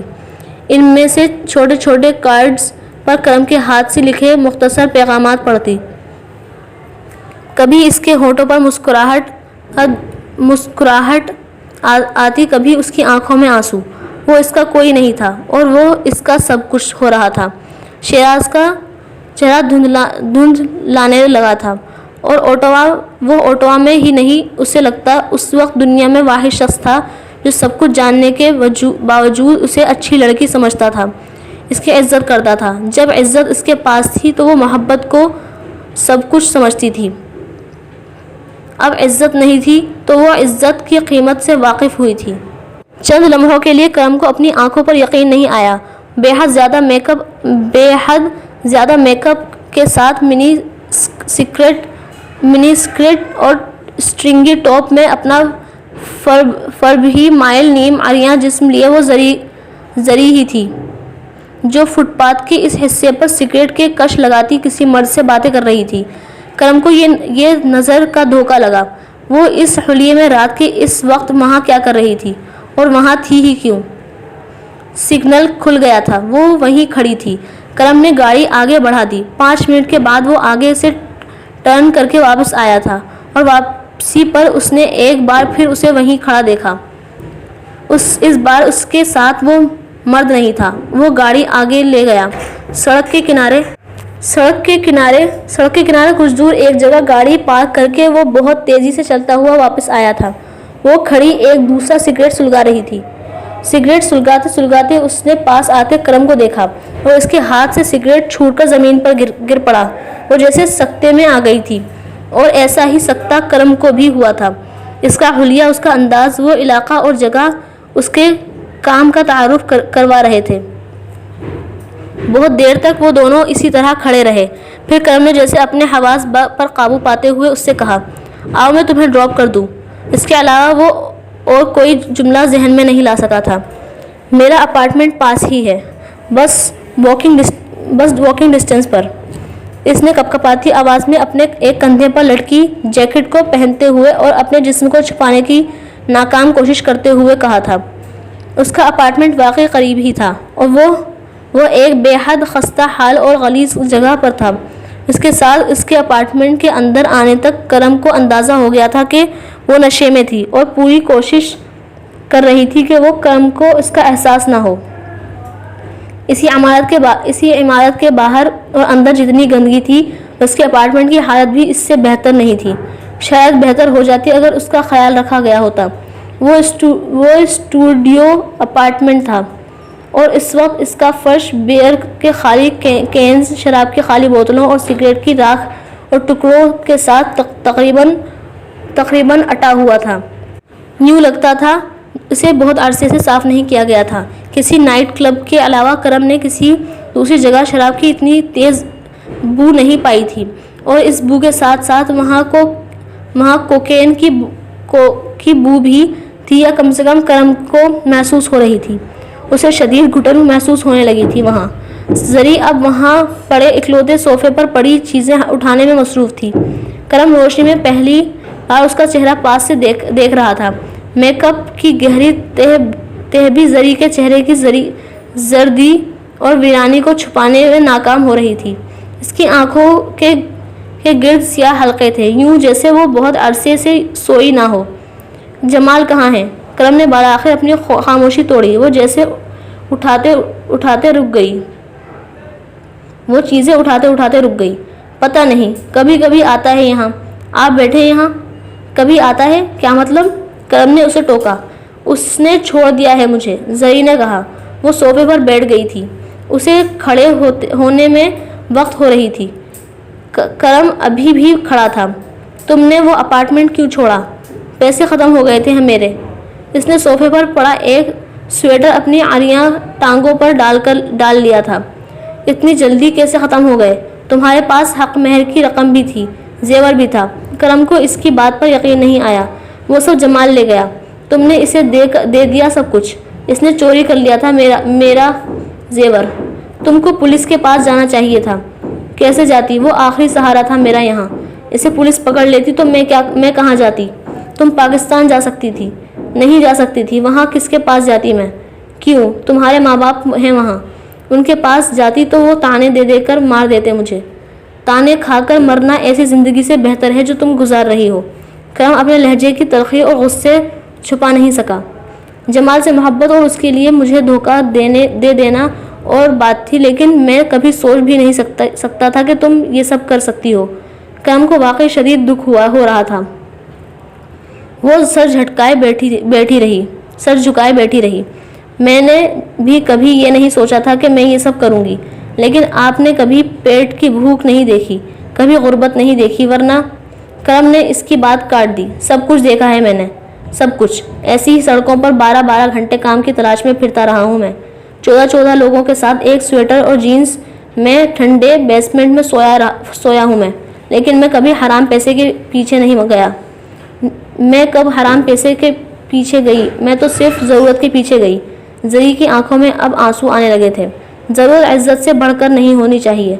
میں نے زندگی کے 20 سال صرف ضرورت کے ساتھ گزارے ہیں کرم۔ دن میں 1 وقت کی روٹی کی ضرورت، سال میں 2 جوڑے کپڑے کی ضرورت، اور پتہ نہیں کون سی ضرورتیں تھیں جو جونکے بن کر مجھے اور میرے گھر والوں کو چمٹی ہوئی تھی۔ پھر آپ سے میری شادی ہوئی۔ صرف 2 سال میں پیسے کے ساتھ رہی اور میں ضرورت کے ساتھ جینا بھول گئی۔ دوبارہ بھوک کی ذلت کے ساتھ جینے کا حوصلہ نہیں تھا مجھ میں۔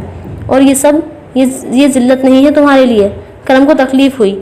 جمال چھوڑ گیا تھا، تم میرے پاس آتی، میں کچھ نہ کچھ کرتا تمہارے لیے، رہنے کی جگہ اور کام تو دے ہی دیتا تمہیں۔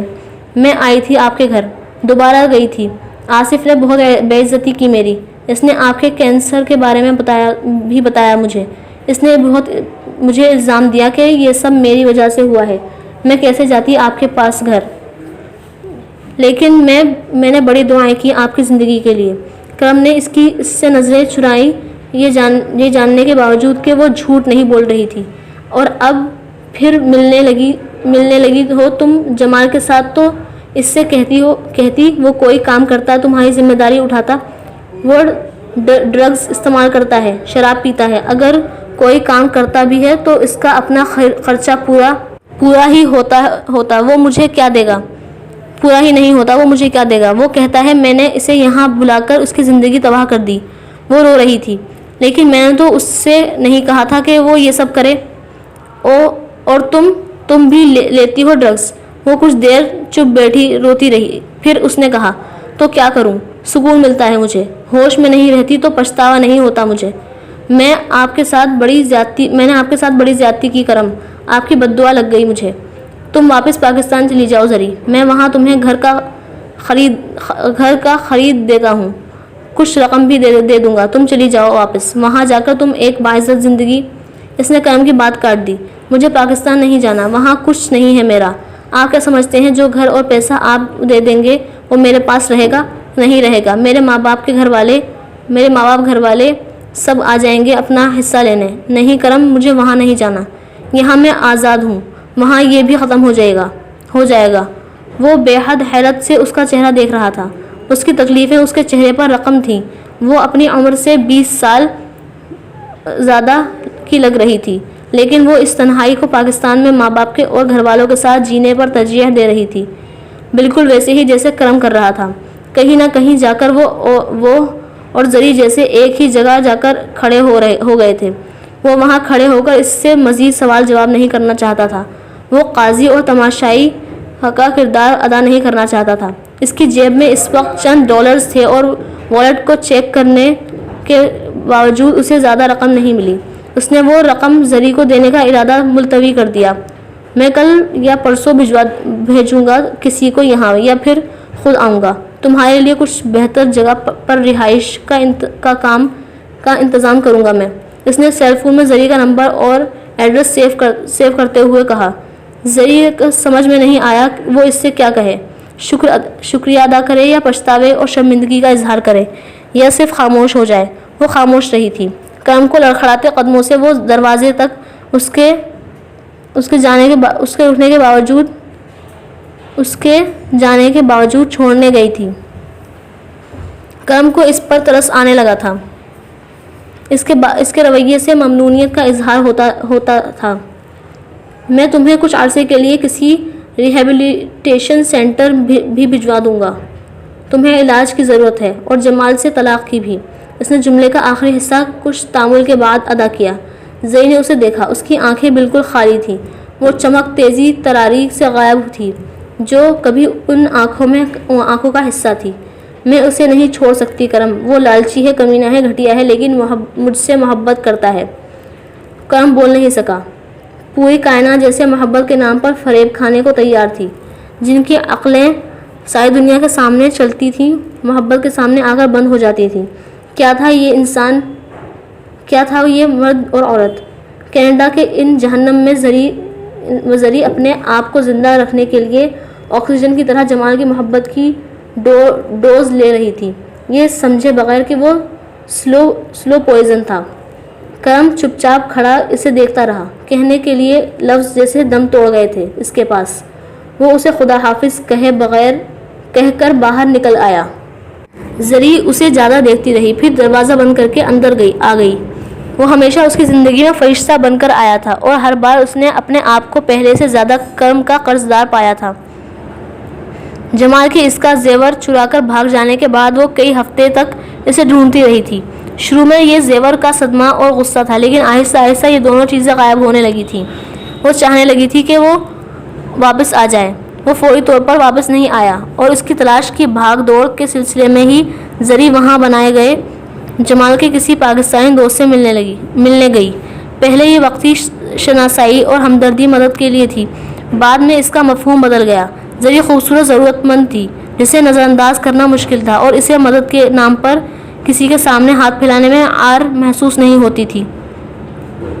نتیجہ وہی ہوا تھا جو ہو سکتا تھا، ایک کے بعد دوسرا، اور اس کے کچھ عرصے کے بعد اس نے ایک انڈین عورت کے نائٹ کلب میں بار اٹینڈنٹ کے طور پر کام شروع کر دیا اور بہت ساری واقفیتیں اس کی یہاں بننی شروع ہوئیں۔ اس کی مالی حالات میں یکدم بہت اچھے ہو گئے تھے۔ ضمیر کے بوجھ اور چبھن کے باوجود اسے نہ تو اس زندگی سے گھن آتی تھی نہ ہی نفرت محسوس ہوتی تھی، کیونکہ اس لائف سٹائل نے اس کے بہت سے مسئلوں کو حل کر دیا تھا۔ اور اسی دوران اس کے زیور سے ملنے والی رقم خرچ کرنے کے بعد جمال ایک بار پھر اس کے پاس آ گیا تھا۔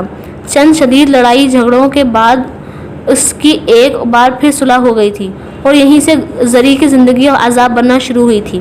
جمال اس کے ہر کام کے بارے میں جانتا تھا اور اگرچہ اسے اس پر اعتراض نہیں تھا، لیکن وہ اسے روپے کو اپنا حق سمجھتا تھا جو وہ اپنے جسم کی فروخت سے لے کر آتی تھی۔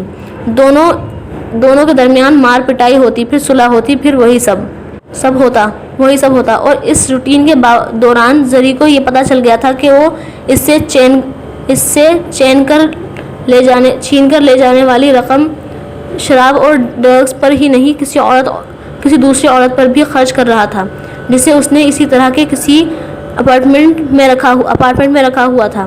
اس کے جھگڑے اب اور شدید ہونے لگے تھے اور اسی فرسٹریشن میں شراب کے ساتھ زری نے پہلی بار ڈرگز کا استعمال بھی شروع کر دیا تھا۔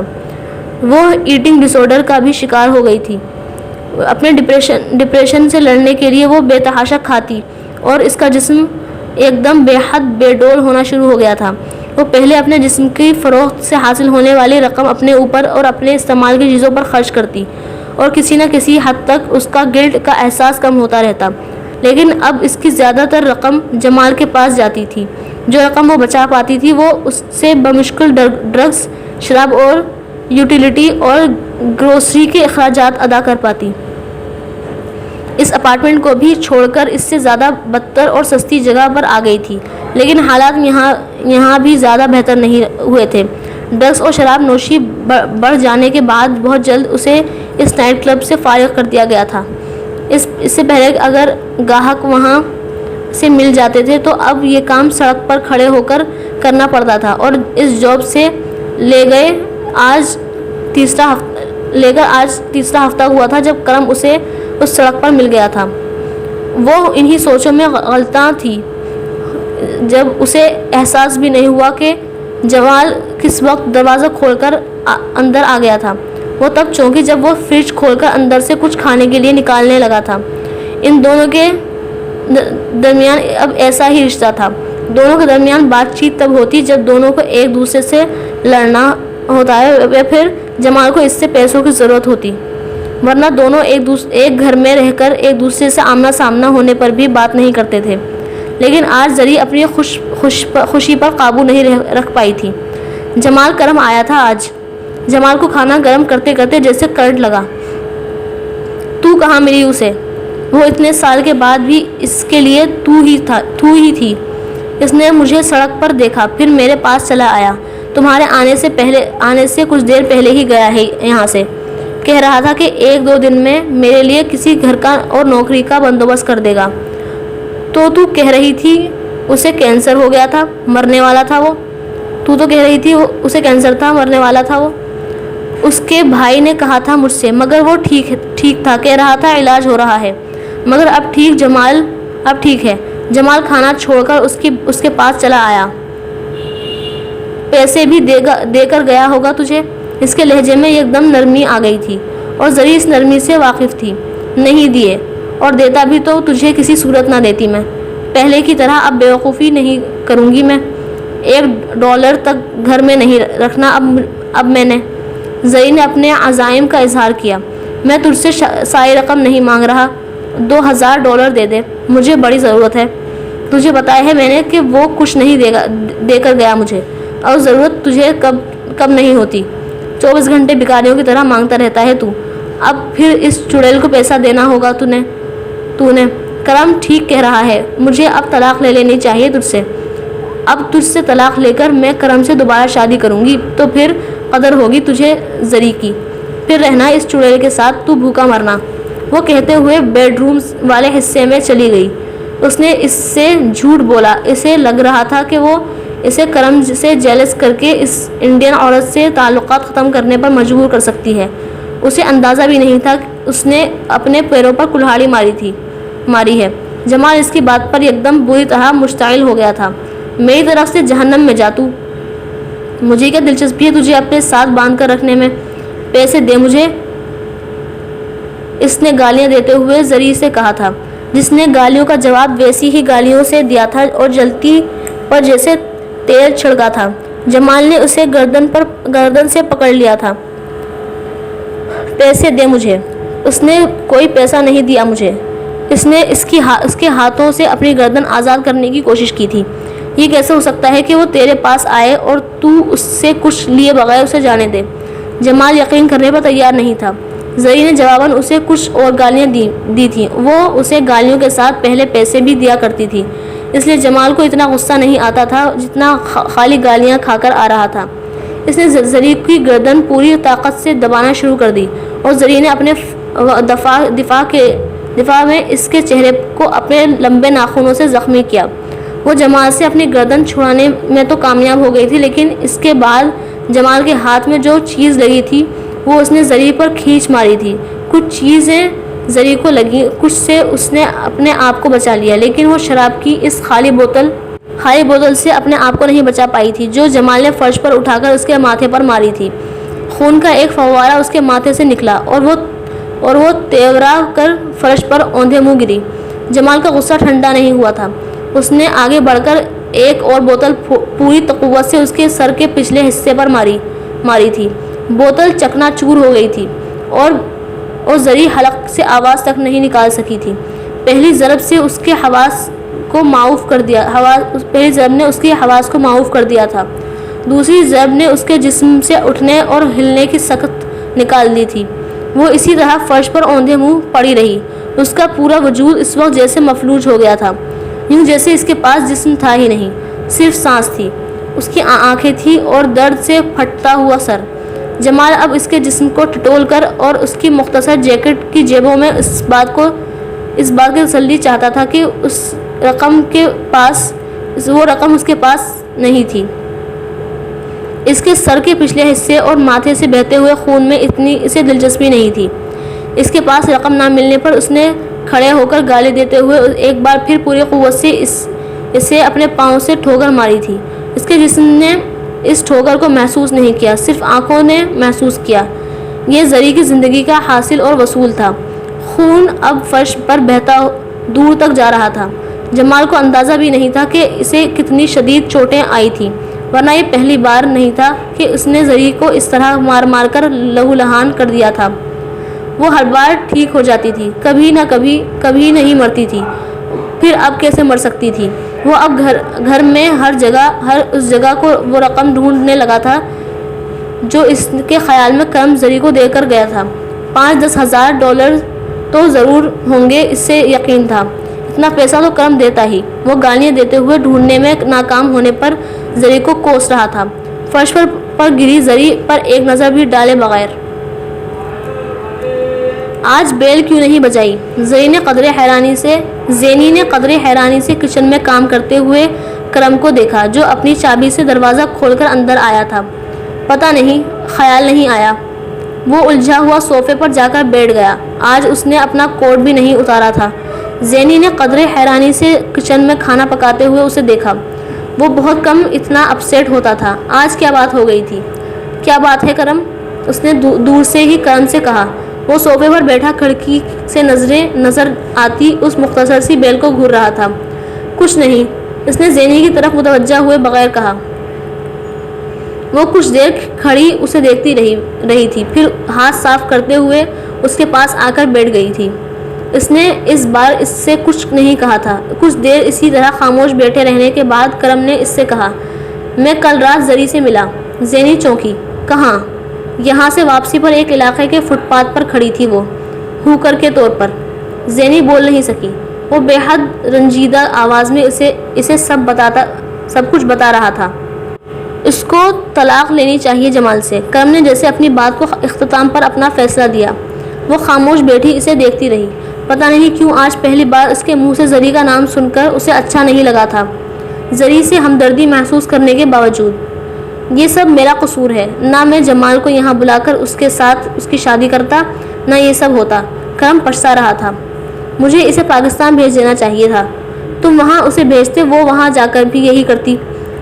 ہاں، لیکن تب کم سے کم وہ یہ سب کچھ نہ کر رہی ہوتی۔ میں نے اسے طلاق دے کر بہت جلد بازی کی۔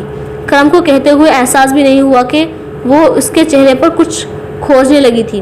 زری کے لیے کوئی خاص جذبہ۔ اسے جمال سے طلاق دلوائے بغیر اس کا مسئلہ حل نہیں ہو سکتا۔ وہ بڑبڑا رہا تھا اور وہ صرف سن رہی تھی۔ وہ زری سے ہمدردی کا اظہار کرنا چاہتی تھی کرم سے، لیکن اس کو لفظ ڈھونڈنے میں عجیب وقت ہو رہی تھی۔ مجھے اس کی مدد کرنی ہے، کرم نے کہا۔ ہاں، تمہیں اس کی مدد کرنی چاہیے، زینی نے بے حد بے ربطگی سے کہا۔ مجھے جانا ہے اب۔ کرم نے یکدم گھڑی دیکھی۔ کہاں؟ وہ چونکی۔ وہ اتنی جلدی نہیں جاتا تھا۔ مجھے زری کے پاس جانا ہے۔ اس کے لیے ایک اپارٹمنٹ کا بندوبست کیا ہے میں نے۔ اور کھانا؟ نہیں، وہ میں نہیں کھاؤں گا، وہ کہتے ہوئے چلا گیا۔ اتنے عرصے میں پہلی بار ہوا تھا کہ وہ اس طرح اس کے پاس آ کر کچھ کھائے پیے بغیر گیا تھا، اور اس کے جانے کے بعد زینب کی بھوک بھی مر گئی تھی۔ وہ اس سے شادی نہیں کرنا چاہتی تھی اور اس کو شادی کا مشورہ دیتی رہتی تھی۔ اس کے باوجود ایک دوسری عورت جو اس کی سابقہ بیوی تھی کے لیے اس کی بے قراری دیکھ کر وہ برداشت نہیں کر پا رہی تھی۔ لیکن کہیں نہ کہیں کوئی جذبہ تو ہوگا کرم کے دل میں زری کے لیے کہ وہ اتنے عرصے بعد زری سے اتنا بڑا دھوکہ کھانے کے باوجود اس کی مدد کے لیے یوں بھاگ رہا تھا۔ اور جمال سے طلاق کیا وہ اس لیے دلوا رہا تھا کہ وہ دوبارہ اس کے ساتھ شادی۔ زینی اس سے بری طرح بدگمان ہونے لگی تھی۔ وہ اس وقت کرم کو اچھی فطرت رکھنے والا انسان نہیں، صرف وہ مرد سمجھ کر دیکھ رہی تھی جو اسے اچھا لگتا تھا۔ وہ بے چینی سے اپنے اپارٹمنٹ میں پھرتی رہی۔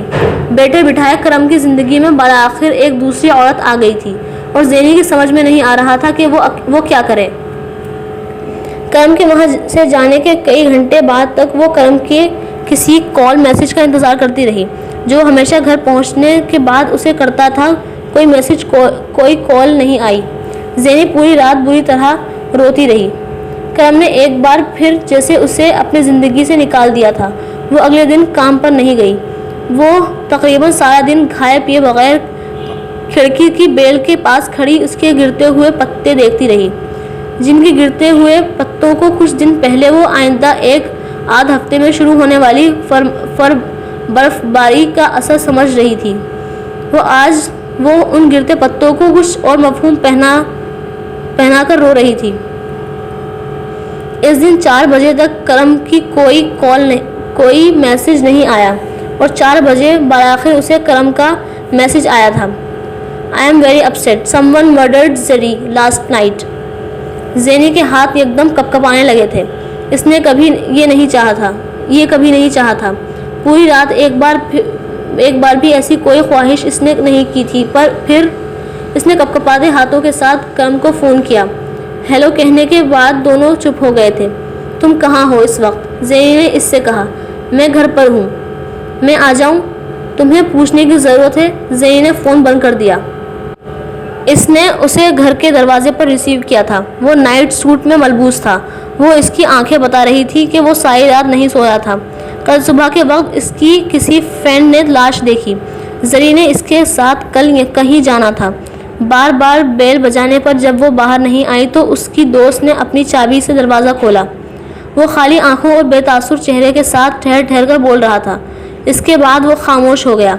बहुत देर तक दोनों लाउंज में इसी खामोशी से बैठे रहे। वो मुंतज़िर थी वो बात शुरू करेगा, इसे ज़री के मर्डर के बारे में बताएगा, लेकिन वो खामोश था। आई एम सॉरी, बालाखिर ज़ेनी ने बात शुरू की। मैं जानती हूँ तुम बहुत अपसेट हो। वो तुम्हारी बीवी रही है और तुम यकीनन उसके लिए बहुत ख़ास फीलिंग्स रखते हो। मैं समझ सकती हूँ कि इसने संभल कर कहना शुरू किया। करम ने इसकी बात काट दी। मैं तुम्हारे बारे में अपसेट हूँ। वो हैरानी से उसका मुंह देखने लगी। परसों रात तुम्हारे बारे में सोचता रहा हूँ।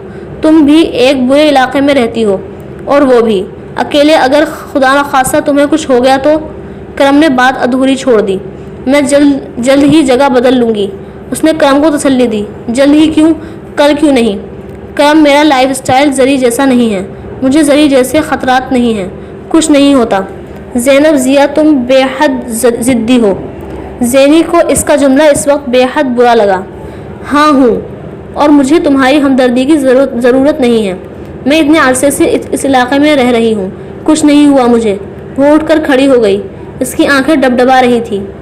और मुझसे बिल्कुल ये मत कहो कि तुम मेरे लिए परसों रात से अपसेट हो। तुम सिर्फ ज़री के बारे में परेशान हो, इतना तो मैं भी देख सकती हूँ। वो आज ज़िंदा होती तो इस वक्त भी तुम उसके पास बैठे होते, मेरे पास नहीं। तुम जमाल से भी इसीलिए तलाक दिलवाना चाहते थे इसे, ताकि इससे दोबारा शादी कर सको। करम इसके इल्ज़ाम पर हक्का बक्का रह गया था। ज़ेनी खफगी में ये भी भूल गई थी कि वो इस वक्त करम को तसल्ली देने वहाँ आई थी। कल रात से जो कुछ उसके अंदर पक रहा था अब उसकी ज़बान से लाशऊरी तौर पर निकल रहा था। करम इसके इल्ज़ाम पर हक्का बक्का रह गया था। और मुझे बहुत दुख है कि तुम्हारी ये ख्वाहिश पूरी नहीं हो सकी, लेकिन कोई बात नहीं। अभी आरफा तो है ना, हो सकता है वो भी कहीं मिल जाए तुम्हें और इसको भी तुम्हारी मदद की ज़रूरत पड़े। करम भौचक्का उसे देख रहा था। वो उसकी ज़बान से पहली बार आरफा और ज़री का जिक्र इस तरह सुन रहा था और उसे ज़ेनी की बातों पर गुस्सा आ रहा था। तो तुम्हें क्या मसला है? तुम्हें खुश होना चाहिए। तुम ही तो कहती हो शादी करूं मैं किसी से, फिर मैं जिससे मर्जी करूं। वो भी खफगी के आलम में खड़ा हो गया। ज़ेनी कुछ बोल नहीं सकी। उसके बहते आंसुओं में एकदम इजाफा हो गया। एक भी लफ्ज़ कहे बगैर वो दरवाजे की तरफ चली गई। करम बेख्तियार उसके पीछे गया। मैं तुम्हें ड्रॉप कर देता हूँ। नहीं, इसकी ज़रूरत नहीं, इसने अपनी आंखें दगड़ते हुए कहा। I am sorry. करम ने इसका हाथ पकड़ लिया। मैंने तुमसे क्या कहा? मुझे कुछ समझ नहीं आई। सॉरी। इसके अंदाज में इतनी लजाजत थी कि ज़ेनी रुक गई। इस वक्त उसे भी एहसास हुआ था कि इसने करम को बहुत नामुनासिब बातें कह दी थी, जबकि वो यहाँ पर इससे ताज़ियत के लिए आई थी। मुझे ये सब कुछ नहीं कहना चाहिए था, उसने भी बेसाख्ता कहा। आओ मैं तुम्हें कुछ दिखाता हूँ। करम ने मौजू बदल दिया था और उसका हाथ पकड़कर उसे वापस अंदर ले गया।